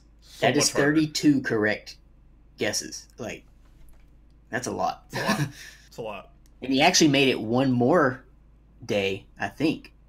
So I think he made it 9 days. Close to 40 correct guesses in a row. That's amazing. Not all of us can be gods, apparently. Yeah, but, definite shout out to him for getting that far. And shout out to the other person who was only 1 shy. Darn. Now we just look stupid for not remembering his username. Oh, I didn't. I got permission from Neo Jonathan. I don't want. That's fair. That's fair. Yeah. That's true. I do remember. Okay, fair enough. Fair so the other close call, I'm gonna let you take this one. We'll take this one. All right. So the next one that was pretty darn close was the Lumina versus the MXSS, and that one was decided by 9 votes in favor of the Lumina. So that one was pretty darn close as well. That was a toss-up. That was a toss-up. Both boards that haven't even shipped yet, if I'm not mistaken. They look amazing. Yeah, no, they are. They're both very nice boards for sure. That was a great. When I saw them get matched up, I was pretty pumped. I was like, "This is gonna be one of the good ones." I like it when they're not lopsided. When obviously it's more exciting. Yeah, I mean the closer calls are always more interesting because it's some of them are predictable, right? Like you see like DSA Milkshake for example versus another DSA set. Like come on, it's just gonna crush. Come on, like you see GMK. You like the close ones, though. So you like the close ones. Yeah. So what if I told you there was one so close that they were exactly the same? At first, I would not believe you. I didn't believe it when I looked at it, but yesterday, GMK DMG and GMK Tokyo Knights literally tied with the exact same amount of votes. 265 votes each. And at this very moment, I still don't know how I'm going to choose the winner. Because I never thought that would be possible. Yeah, so that's an interesting one, man. I don't know if I'm gonna flip a coin or how. Well, I guess that situation would never actually happen in March Madness, would it? No, because I mean, I guess I don't think you can tie in basketball. You just keep playing until exactly. Man. So that's. So I don't know if I'll do the thing where I put 2 treats in front of my dog, and whichever one she runs to wins. Whatever you do to decide, you have to make it public on Instagram. You have to show what you're doing so people know that it's fair. We could do a straw poll right now: waffles and pancakes. Not tell the public which one is to which one, and then it's completely random. Man, that'd be interesting to decide it right now on stream. I'm down. That'd be cool. I don't know how fair it would be, but I think it'd be cool. Yeah, it probably would be fair. No, it's a tough call. I'll probably just do the dog thing. It's ridiculous to think that the dog thing is actually probably more fair than like most other options. Completely unbiased, same treat. Oh my gosh. I'll probably just flip a coin. That's the only way I know. And I guess I'll have to live stream the coin flip so that no one thinks I rigged it. Yeah, certainly. But, Zeal PC with ridiculous amount of bit donations. Holy crap. He really wanted to overtake and retake on the leaderboard for his number 1 position, I suppose. Because he donated, I'm not going to be able to count all these, 20, 24, 20, about maybe a little shy of 25,000 bits, if I'm reading that right. So holy crap. Thank you so much, Zeal. Appreciate that, man. Lots of fun emotes that I watched fall into the glass. Lots of heads. A little bit of salt, a little bit of kappa, all the good stuff. So thank you so much, Zeal. Appreciate that, my dude. Yeah. He just earned himself a new badge, even. Cheers. 75,000. Yeah, he crossed the 75,000 mark. That is nuts. That is nuts. He's currently at 77,777. So I think that was thought out. All of your top 3 are all the same number all the way across. People just like to do that, I guess. Yeah, I get it. But thank you so much, guys. Appreciate that, Zeal. So, oh my gosh. So what? I'll have else? to figure out what to do about this. It probably won't be till this weekend, to be honest, because I got to make sure it's good. How would you feel about just rerunning that one poll? I've thought about it. My other thought was rerunning it for like 1 hour. Just to get it over with. But I guess I could technically rerun it. But then I feel like that erases the awesomeness that it tied if we just do it again. I suppose, yeah. So, that's yeah, it's tough. But I mean, if you reran it again, chances are it wouldn't tie again. No, probably not. If it did it again, I'd be like... That would be insane. Then you have to defer to the dog. Yeah, like Visionaire said in overtime, where it's like a shortened version, where it's just like a quick... Yeah. Maybe a quick like 1 or 2 hour, 6 hour thing. Yeah, he says run it for 6 hours, maybe. It's not a bad idea. Could be. Might could do be. that. Yeah. And overtime's a great name for it, too. Yeah. With the sports name. I mean, that's what they call it in basketball, right? It is. There you go. It's over the time. So let's see. There was one upset. I thought it was an upset. I think most people considered it an upset. They're both heavy hitters. I would also call it a little bit of an upset. Yeah. It's not like some really small set that didn't sell well beat some crazy selling set. Yeah. They're both well selling, but I got the vibe from the community that one was going to win and the other one didn't. You can take this one. Okay, yeah. So this upset that we're talking about was the matchup between GMK Modern Dolch and GMK Camping. GMK Modern Dolch actually came from behind to beat Camping 290 to 236. So it was still a somewhat close matchup. It wasn't a total blowout by any stretch of the imagination. But honestly, and I'm positive I had it in my bracket as well, that I thought GMK Camping was going to really take that matchup. Yeah, I have Modern Dolch winning in mine, but it's just personal thing. But I actually thought that Camping would end up winning it. But I was following it all day, and Camping was winning for over half the day. Yeah, pretty convincingly. Like I was like, oh, it's over. Yeah, I was positive Camping was going to be a more popular set. Like he was even up enough during the day that I didn't think it would be possible to come back. So that was what was pretty cool to see a set come back. Yeah, like get him out. Yep, but hey, that's kind of how this tournament works. Sometimes there's upsets. Sometimes people come from behind after winning all day, and you never know what's going to happen. That's why this event is so freaking awesome, because like almost anything could happen. It's amazing. I can't wait for the top 4, top 8. Like it's going to be those big names like going head to head.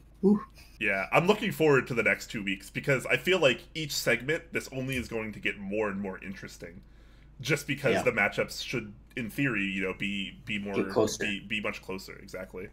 I would expect a lot of 50-50s towards the end. Do you think you're going to get another exact even match? I hope so. In a perfect world, the championship would be tied. I mean, let's be honest. Fair enough. You can't get any better than that. Fair enough. But it's been very good so far, more than I expected. So it's been very fun. I've been like a little kid over here. I've been smiling from ear to ear every day. Yeah, I'll like wake up like in the middle of the night, which for me is 6, 7, 8 a.m. and like I'll like I usually don't do this, but I'll just grab my phone, I'll pull up Instagram, and I'll start voting on like the I might be starting bad habits for people. Yeah, like I'm constantly just like looking at my phone during the voting times, and I'm like, all right, have I voted on this yet? There we go. I've been on top of it. Yesterday we had a little weird thing with Instagram. Actually, why don't you talk about that for a second, because that was actually supposedly there was like a worldwide down of Facebook and Instagram basically the entire day, which is pretty crazy, because I've never seen like a company that large be down for that long. It's usually like an hour, but I couldn't post the second 2 polls from the day because they wouldn't upload, and then the first 2 I could tell the votes were a lot lower than the average, so I didn't really want it to be unfair, so I just deleted them all and reran them today. So if you missed the polls from yesterday, you can go revote today, right now. Yeah, which I think was fair. Unfortunately, obviously, it probably messes up the timeline a little bit, maybe, but... I just...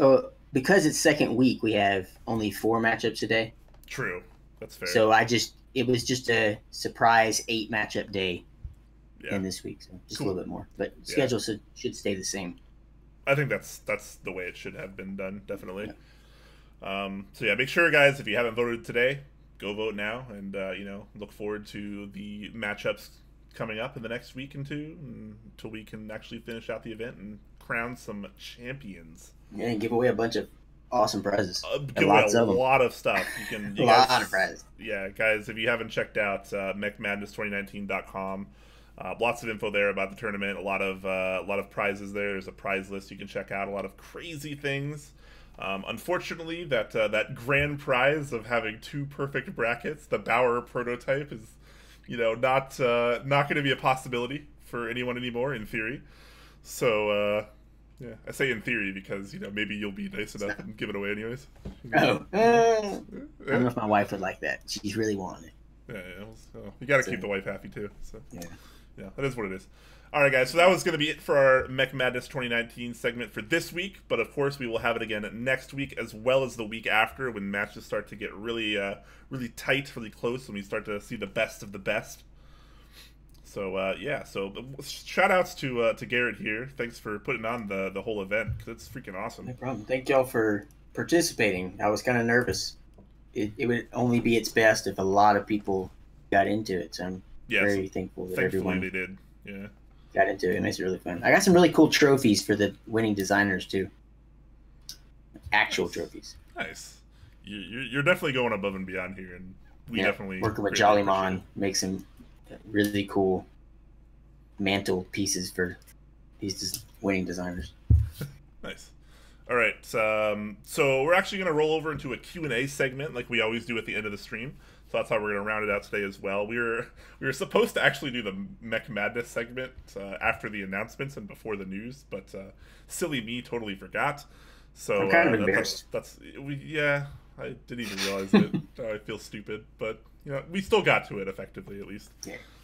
So now, Q&A segment, guys. If you guys have questions, we got your answers, hopefully. If you have questions for me, if you have questions for Garrett, if you have questions for both of us, keyboard or not, here we are in the flesh. Let us know what's on your mind. Use the @TopClack tag to help us see the questions a little bit easier. And shout-outs to the Sweaty Yeti for 250 bits, I believe that is. So thank you very much. Appreciate that, sir. As well as a Pilot XJ with some nice little puppy bits there. Thank you, sir. All right, guys. Tyler Durden also subs with Twitch Prime for 2 months in a row, so thank you very much for that. Blind Assassin with our very first question. @TopClack, do you love me? Yes. I love most of the community, honestly. That was very convincing. Well, I mean, love can mean a lot of things, right? Like, how intimate is he trying to be here? He's just not ready, okay? That's a big word. I mean, you gotta buy me dinner first, at least. Like, where are we taking this relationship? I need context here. It's too vague of a question. But generally speaking, I love the community and like most of the people in it, honestly. Visionaire says, keyboard currently in interest check or group buy that you were most excited about. Is the Bauer interest check up yet? I can't remember if it is or not. Not technically. Okay, so I mean, can't say the Bauer then, I guess. Man, that we were most excited about. How about you? Do you have anything? I feel like I don't get to. I got too much stuff in my mind. I know there's one that I want. What was it? Well, I'm drawing a blank. I feel dumb.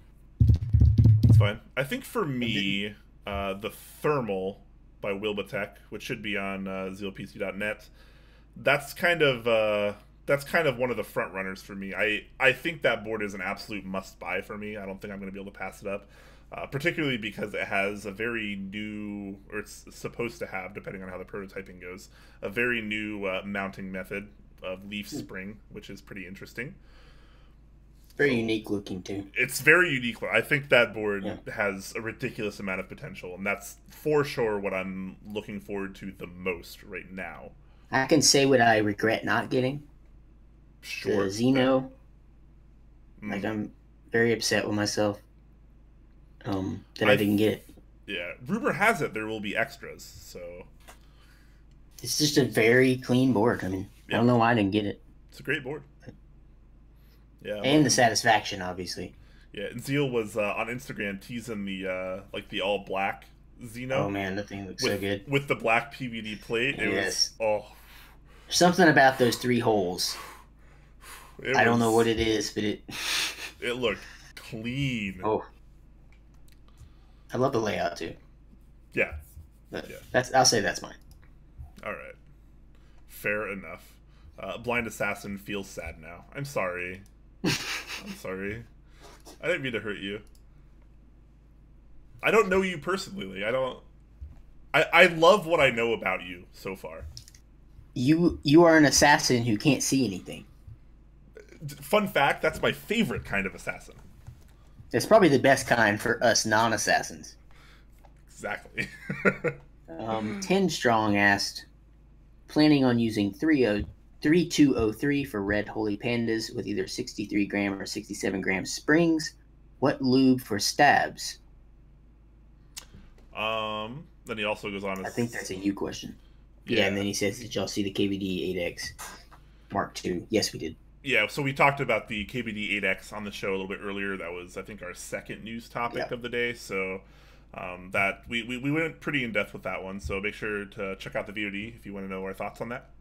As far as the lube for stabs, I usually use Super Lube. Dielectric grease is also great. I mean, they're kind of the same thing. Super Lube just has PFTFE in it.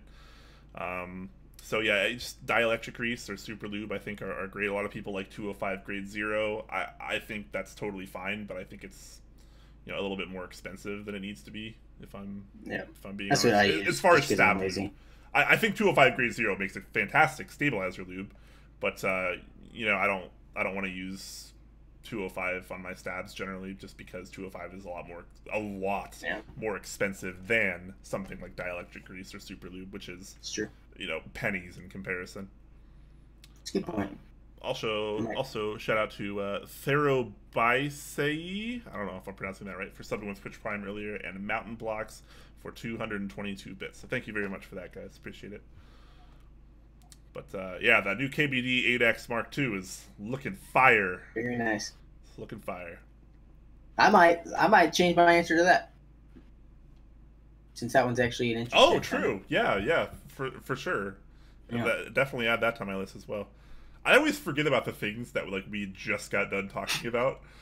I forget about everything. Yeah, unless I write it down. we are not good at this, to say the least.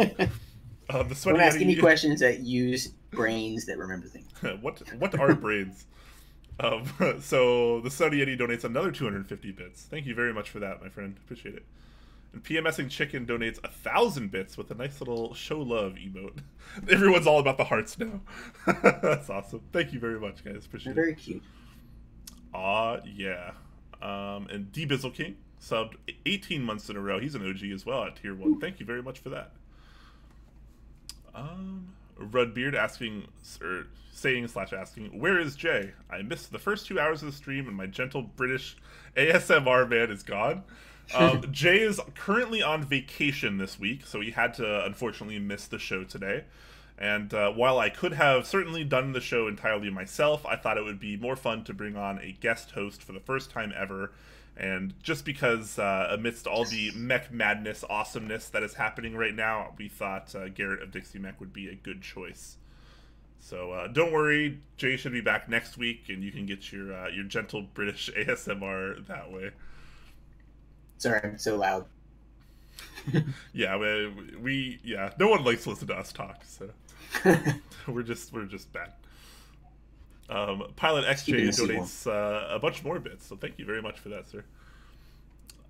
Next question, Gooba Types asking, either of you guys get in on Essay Olivia? Yes, I did. So I was I was part of the private run before it opened up. So a lot of people were, I guess. I mean, I wasn't allowed to tell anyone. Yeah, it was. Yeah, we weren't supposed to say anything about it, but then he opened it up because they wanted to fill the last few spots, and sigh of relief. They couldn't find 75 people to privately PM. I guess I'm assuming what happened. But yeah, I was pretty excited. It is what it is. But yeah, it looks pretty good. I'm excited for it. I think the price is pretty reasonable. I think the kit is pretty nice. If I remember correctly, it also comes with alpha colored spacebar, as well as the accent ones. That makes me happy because I like. That's the first thing I mentioned to Olivia when she asked. Yep. I thought of her. She laughed. Aw, yeah. El Pepe 21 subbed with Twitch Prime. Thank you very much for that, my friend. Mr. Petrov with the next question is asking, if you had to take one key set to a desert island with you for the rest of your life, which one is it? I love these desert island questions. You bringing the Keebtown question in. I like that. Yeah, maybe that's in respect to the Keebtown OGs over there. R.I.P. All right, so what is your desert island key set? That's a really hard question. I am a fan of quote-unquote boring sets, which I didn't realize till I looked around and was like, there's no color on any of these. It would be a toss-up between Honeywell and Muted. Yeah. What's funny is I'm the same way. I like the boring key sets. And muted is the first thing that comes to my mind. GMK muted. GMK Honeywell definitely would have to be up there as well. It's a hard one to pick against. It's tough. I like muted because it works so well with everything, but I think I like Honeywell more as a colorway. It depends on the keyboard.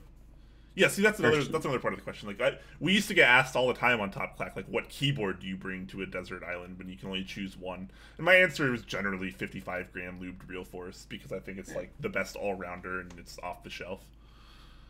But you know, I don't know. I'll say Honeywell. I could look at Honeywell for the rest of my life and be happy. I'm gonna say Modern Dolce since you said Honeywell. Wow. Okay. Not biased at all. I like it. I mean, Modern Dolce is a very attractive set. Yes. I like sets that have some where you can use them without the accents and have the boring look, and then you can throw you an accent on there just to seem like you're fun. Just to pretend that you're like one of the cool kids. Yeah, but the keyboard is a big deal. Like, I have the Tiffany Blue M65. Oh, do you really? Yeah, so the muted That's hot. Is perfect for that because the keyboard is the accent and the keycaps are not. A lot of times it's swapped. So I knew there was a reason you and I got along. Here, I have it right here. You want to see it? Here's my pull. Here it is. See? Oof. Shine and all. Man, that is nice. I have so much shine on here. I think there was. I'm like, oh man, that looks good. That looks great. I really want one of those actually. I miss my M65. That was one of the boards that got away. It's amazing. I have two. It's like surprisingly good. It's like way better than people that haven't tried it like would think it would be. Yeah, I don't think it gets enough love. It used to get a lot of love. It used to get a lot of love. Yeah. It dropped off. Yeah. Anyways, Kiryu asking, is Super Lube good for Topra stabs as well? Looking to silence my Nova Touch stabs a bit. I think the short answer is yes. I've always kind of used it on Topra as well, and I've not really had any trouble with it. The only problem I have with it are the stabs in general. I think Topra stabs are bad, and I think it's hard to get them tuned properly, and once you do get them tuned properly, it's hard to get them to stay there for an extended period of time. So I usually kind of just chalk it up to Topra stabs just being bad. It's just part of the experience. You gotta accept it. Yeah. Yeah. So that is that. Mountain Blocks giving a heart for Keebtown. Rip. R.I.P. Respect. And we are actually caught up on questions if I'm seeing this right. Wow, pretty short Q&A today. So yeah, well, if you guys have any last-minute questions before we head off, make sure to ask those now using the @TopClack tag so we can see it a little bit easier. And then we'll wait a couple seconds for those. Then if no more, we'll head out. We've gone over a little bit on time, more than we wanted to, but hey, that tends to be the TopClack way. So, you know. It's hard to stick to that time schedule. It really is, too. I remember, I don't know if it was last week or the week before, like, Jay and I are talking, and I say this before, like, every show. It was last week. I'm like, we're gonna target an hour and a half. Like, we're gonna try to get through in an hour and a half. You know, 2 hours is kind of like a hard limit, and it wound up being like 3 hours. Yeah, I remember you saying it towards the end. You're like, this is supposed to be 2. We're pushing on 3. Man, yeah, it was fun. No, it's always fun. Like, I always have a good time doing it, but I know like a lot of people don't want to sit down and watch a 3-hour stream or a 3-hour VOD. And like, I respect that. You should do 24 hours. Well, 24-hour stream is coming. Actually, update on that. We've already started planning it. We've already got some very fun, structured events going on in the 24-hour stream. The cool thing about the 24-hour stream is it's going to be like an actual event in and of itself. Like, it's not just going to be like streaming keyboard builds for 24 hours because I wouldn't want to watch that. That would be boring if that was like the whole thing. So we have some really interesting segments that are going to be in it. I think you guys are going to be really interested. There's going to be a lot of variety. So I'm excited. Which is really cool. There's going to be a lot of variety. It's going to feature a lot of really cool people. We'll have a lot of giveaways. It's going to be a really good time. It's going to be like a community event. So I'm pretty hyped for that. I love those. Throw Up asks, or saying, I have a shot in the dark troubleshoot question, but he doesn't actually ask the question, so can't really help you without knowing the question. You can't. Yeah. Silent State saying, not a question, but good show today. I really enjoyed it. Thank you, sir. Appreciate that. Garrett's hard carrying. I tried to pull my weight. Yeah. Kiryu asking, are there any updates or ETA on GMK Mizu? As far as I'm aware, no. I think there were updates to the NovelKeys in that set, but I don't think there's a date. As far as I'm aware. It'll be soon. Upos asking if during the 24-hour stream we want to have a segment for a build race with a Luddite or Ortho or Practice 60, some of the things that he actually stocks, carries in his store. Canon Keys, by the way, shout out to them. Maybe. I think a build race would be good. I think a build race would be a fun segment, and we should definitely do one. The problem with build races on some of those kits that require a lot of SMD work, or like even just like through-hole diodes, stuff like that, is it can take a very long time. And a build race is cool if you're racing for like an hour, but if you're racing for like 3, 4, 5 hours in a row, it can get a little stale. So it's something I kind of want to do, but not sure exactly what's like what board we want to use. Yeah, we need something different. Like I don't mind doing SMD stuff because SMD stuff is annoying, and I know Jay and I both hate it. But yeah, we'll have to figure that out. We'll have to revisit that particular segment. Mr. Petrov asking, last question from me. Brian, how is your steno training going? Poorly, because I don't have any steno boards. I don't know. Sounds important. Yeah, it's steno. You need some kind of steno supported board to actually use steno. He's referencing something that happened a few months back. I think it was in January. We were covering a topic that was what was it called? I think it was called the Giorgio or Gregorio or something like that. And it was a very small like steno board custom. It was relatively inexpensive. And like people were joking that I should attempt to learn it on stream, and they were like gonna donate bits or something for it. And it was a fun time. But the gentleman that was running that group said he was going to send me one, so I could actually do it. I could build it or try it on stream, use it, whatever. Try to learn steno for a little bit and see how poorly I do, because it would be awful. But as far as I'm aware, he never actually sent me one, or I never received one. So I don't know. I don't know where we're at on that, unfortunately. It's one of those things where like he was gonna send it to me for free, and like I don't want to like. I never bug people to send me free shit. I'm not that type of person. So if he wants to send me one, awesome. If he doesn't, that's totally fine as well. So we'll see what happens. Throw Up is asking what I think is his question now. My Real Force was working perfectly, unplugged it for a few days, plugged it back in, and the rows are all messed up. The rows are all messed up. Huh. Looks like this when I type. Looks like your numpad is turned on. So the Real Force has like a numpad feature where you can use the numpad inside the alphas. Am I right?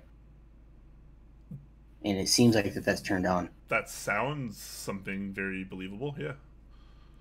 I think, maybe. Yeah, that's my guess. That's quite interesting. I'm trying to like see like where the columns line up with the exact number of problems you're having. So something like UIO or YU. So look is 3662. Look. 3662. Mm-hmm. Like. Oh, I think that is right. Yeah. Okay, so right. I think Dixie has the right idea, because all the issues all the keys that are inputting numbers are on in a very specific portion of the keyboard, which is where your numbers would be. So definitely, I would definitely think maybe your num row is your num lock is on or whatever, however they do it on the Real Force. I'm not actually sure. So I would look into that first. Got you. Yeah, good eye, by the way, Dixie. That's good. I don't know if I would have came to that conclusion if you weren't here. No problem. That's probably the only one I would ever get. Lucky. Yeah, I don't use numpads, so like that I don't think that ever would have dawned on me. Blind Assassin is asking, what are some of Dixie's other hobbies?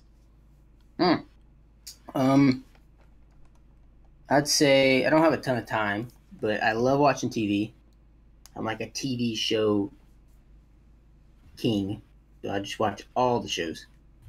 And I like Alabama football, NBA basketball, and cars if I can fit them in. It used to be video games, but I no longer have time for that. And my dog and my wife. I guess those aren't hobbies, but those are things I like. Can people be hobbies? Whoa. Sure. But right now, like, number one behind keyboards is TV shows. Fair enough. Talisman, what are your hobbies? They didn't ask what my hobbies were. They just. I'm asking. All right. I want to get to know you better. Oh yeah, well, I am into a few things actually. I'm really into anime. I guess I'm not like a super weeb, but like I watch a lot of anime. I used to be really into martial arts. I did martial arts for a lot of my life. Cool. I did a lot of different styles, a lot of training. I don't really do that anymore, so I guess that's not really like a current hobby. God, what else do I do? This is gonna sound silly, but obviously, hey, I'm a fat guy. I'm really into food, like Hey. yeah, like actual like I used to watch a lot of cooking shows. I used to do a lot of like cooking experiments, stuff like that. So I'm really into stuff like that. Whiskey and craft beers, particularly if I can support local breweries and distilleries. That's something I've always kind of been into the last several years. It's a big scene down here in Alabama. Yeah, it's Brewers. really big out here too. Particularly I used to work at one. Ooh, nice. Yeah. Yeah, so probably that's probably my list right now. I'm not really into any of that stuff like as much as I'm into keyboards, but those are all just kind of side hobbies. It's Keyboards, hard to have a lot of big hobbies when you're our age. Well, yeah, that too. But you have to like pick one. It's also like you're a vendor, for the keyboard community. You're trying to go places with that, trying to make an actual job out of it perchance. I'm kind of doing something similar. I'm really trying to work hard on going full time on Top Clack. Hopefully this year. Awesome. It would be awesome. It's gonna be tough, but it's worth giving up the hobbies to try that, to grind it out. Yeah, and I mean, it's cool because keyboards really are my passion. The community has been incredibly thoughtful and accepting, and really, really kind all around, like for Top Clack. So yeah, I'm thankful. Shout outs to all of you guys out there. All yous. all y'all. That's how you say it in All South, right? Shout out to all y'all. You hear me? Yeah, thanks. That's all I'm gonna give. I'm not very good at Southern. Talisman says, "Thanks for the great show. Appreciated. Also, thanks, chat." So thank you very much, Talisman, for watching and supporting. Definitely appreciate it. Sweaty Eddie donates another 250 bits. Man, he's on a roll today, too. Holy crap. Thank you very much, sir. Hope you're having a good time. Nebulant saying, Plonk race?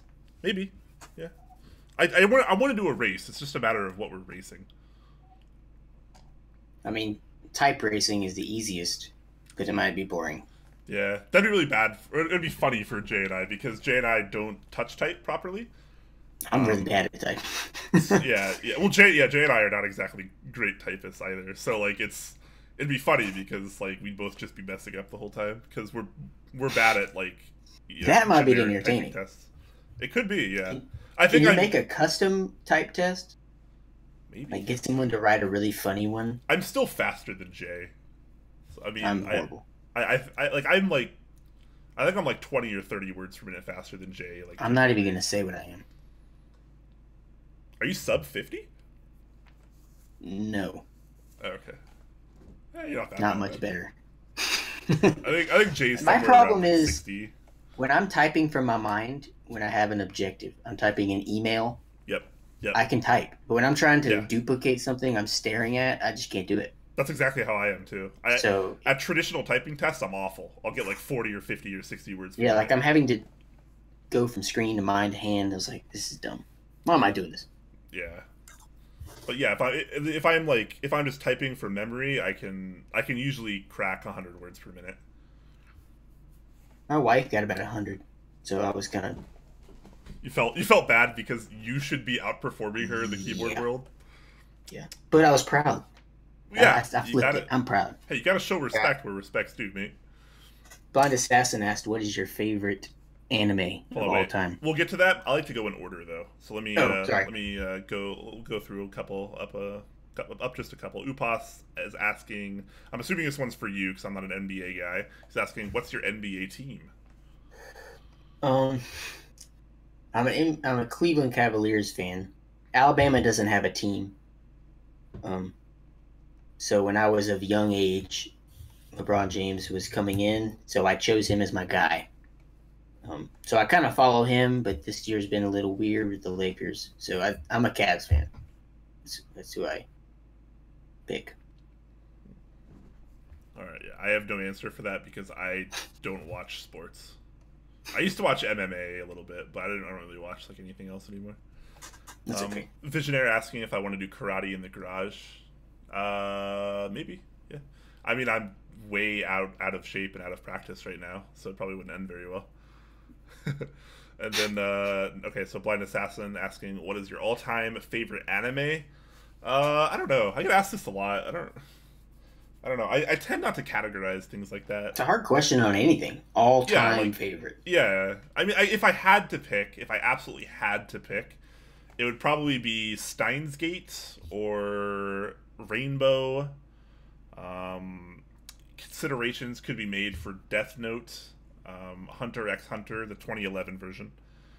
And, what else? I mean, those are probably like the top of my list in terms of my overall all-time favorites. But I like so many. It's usually easier just to look at the mal that I have, the myanimelist.com. You can make profiles and you can just track all that stuff. I watch a lot of anime, so tracking is like really convenient, honestly. And you can like track your ratings so you remember and write notes about how much you liked it and stuff. So that's really convenient for me. My profile on there is just Quakeums if anyone wants to look that up and actually cares. But yeah, probably Steins Gate or Rainbow. Rainbow's really dark though. That anime is brutal. Fits the name. Right. Right. Oh man, it's savage though. I'm with you on the last question. I don't watch anime. All right, fair enough. I watched Pokemon and Yu-Gi-Oh. All right. Does that count? I don't. Probably not. Maybe, I guess. I don't know. I don't think. I've never really watched. Aficionados count it. Yeah, I've never watched Yu-Gi-Oh, and I think I watched a little bit of Pokemon when it was like new, like brand new, like when the show very first started. Yeah. But I don't really remember because that was a long time ago. Mountain Block's asking me, what is my favorite local beer? My favorite local beer? Probably... That's tough, man. Because just like the anime, like I don't really categorize like what's my favorite and like what's my least favorite, stuff like that. It's just like a matter of like, I like these and I don't like these. I guess if I had to pick one, I would pick Top Cutter IPA by Bale Breaker Brewing. It's a tongue twister. I don't really like beer that much. Totally fair, yeah. But I do have a favorite craft beer. Okay. Local. Paradise Now from Trim Tab Brewing in Birmingham, Alabama. Nice. I appreciate any kind of support to local breweries, whether it's, you know, you drink local. I try to do that. I try to drink local whiskeys too, honestly, because we do have some distilleries out here. Yeah, so Top Cutter IPA, probably my favorite local beer if I had to pick one. But there's a lot of amazing things out in the Pacific Northwest when it comes to beer. That's like kind of what we're known for. Geo gifting 10 tier 1 subs to the community. Holy crap. Zeal getting one. Yeah. He must have not been subbed already. So yeah, wow. Shout out to Geo for the 10 gifted tier 1 subs. Appreciate that, my friend. Also, shout out to Geo because it's his birthday. Happy birthday. So happy birthday, Geo. Hope you're having a good one. He's giving things away. What a guy. Geo's a very kind gentleman, despite what people think of him. I've got nothing but kind vibes. Yeah. That's the best part about like the Top Clack community in particular. Like to actually like appreciate this kind of platform that Top Clack is, like you can't be like an asshole. Like you by default you're kind of a nice guy. Like just by default, like to be involved in something like this, you kind of you're tolerated if you're not. Yeah. All right, Blammy Boy asking. Well, there's kind of a lot of questions now, so we'll try to lightning around some of these kind of so we can save a little bit of time. Blammy Boy asks or saying, sorry if you already talked about this, but how do you like your TKC Katakana set? Are there any warped caps or any big gaps in between caps, like from PBT curving in from warp? Okay, so that was a temporary set that was sent to me by the Key Company. I don't have it anymore. I had it for about a week or so, maybe 2. I used it a bit. I tried to find imperfections on it, and I couldn't. I tried to find warping. I couldn't really find anything. I tried to find like any kind of like gaps and stuff like that, but it was totally fine. Like it was very respectable. So I spent like an hour before one of the streams, like just with my face like in front of the caps, like trying to find issues. So I thought the quality was pretty good for what it was. Throw Up was also saying you pick Clanad. Oh man, Clanad, particularly Clanad After Story, is definitely towards the top of my list too. That was one of the few anime that actually made me cry. I don't cry when I watch stuff very often. I just don't cry very much in general. Those are the best shows, man. But yeah, like when in heart. When it actually like hits you hard enough to make you cry, I think it's when you get that emotionally invested in That's some good writing right there. there. It's a good experience, yeah. Gio says speed it up 2.5 hours. Sorry, mate. Yeah, like you got places to be. Yeah. I'm just gonna go eat today for the first time after this. That's it. Then I'm gonna do my Keebtalk voting. Oh yeah, I need to do that. Pluto's asking what your favorite liquor is. No. I don't really drink really that much, so I don't like any of it. To be honest. Fair enough. I mean, I guess a margarita. Why are you trying to be all healthy, man? What's going on here? I mean, I'm cheap, so I'm perfectly fine with drinking sweet tea or Mountain Dew for like pennies on the dollar compared to alcohol. So, and I have a really high tolerance, so it's not even worth it. It doesn't do anything to me unless I drink a lot. So. That's interesting to have a high tolerance but not drink. That usually doesn't happen. Oh, yeah. I don't know. Weird. So I just don't really. Yeah, that's fair. All right, we have pretty much just hit the 2.5 hour mark. Well, technically it's been a little longer than that, but hey, who's counting? OBS is, by the way. So yeah, we're gonna wrap it up here, guys. So we definitely appreciate you guys hanging out with us today. We appreciate you watching. A lot of bits and a lot of subs going on today, so we greatly appreciate that. All that helps a lot more than you guys think to actually make Top Clack become, you know, a full-time studio. It could happen this year, and if so, it's going to be an awesome event with tons of giveaways, and like it's going to be crazy. I'll have so much more time to work on stuff. Like it'll be amazing. But yeah, thank you all so much for watching, and thank you. Shout outs to Garrett, of course, of Dixie Mech for coming out here and being my guest host today to fill in for Jay while he's away. Yeah, no problem. So, any closing thoughts or anything that you'd like to say about your experience today on Top Clack? Oh, it was very fun. I've been missing the podcast feel. I really like doing that every week and just talking about keyboards. So, I was very excited when you asked that we get to do it again for a week. So, thank you very much. Hell yeah! Maybe we can even do this again in the future. Who knows? Yeah, I'm down.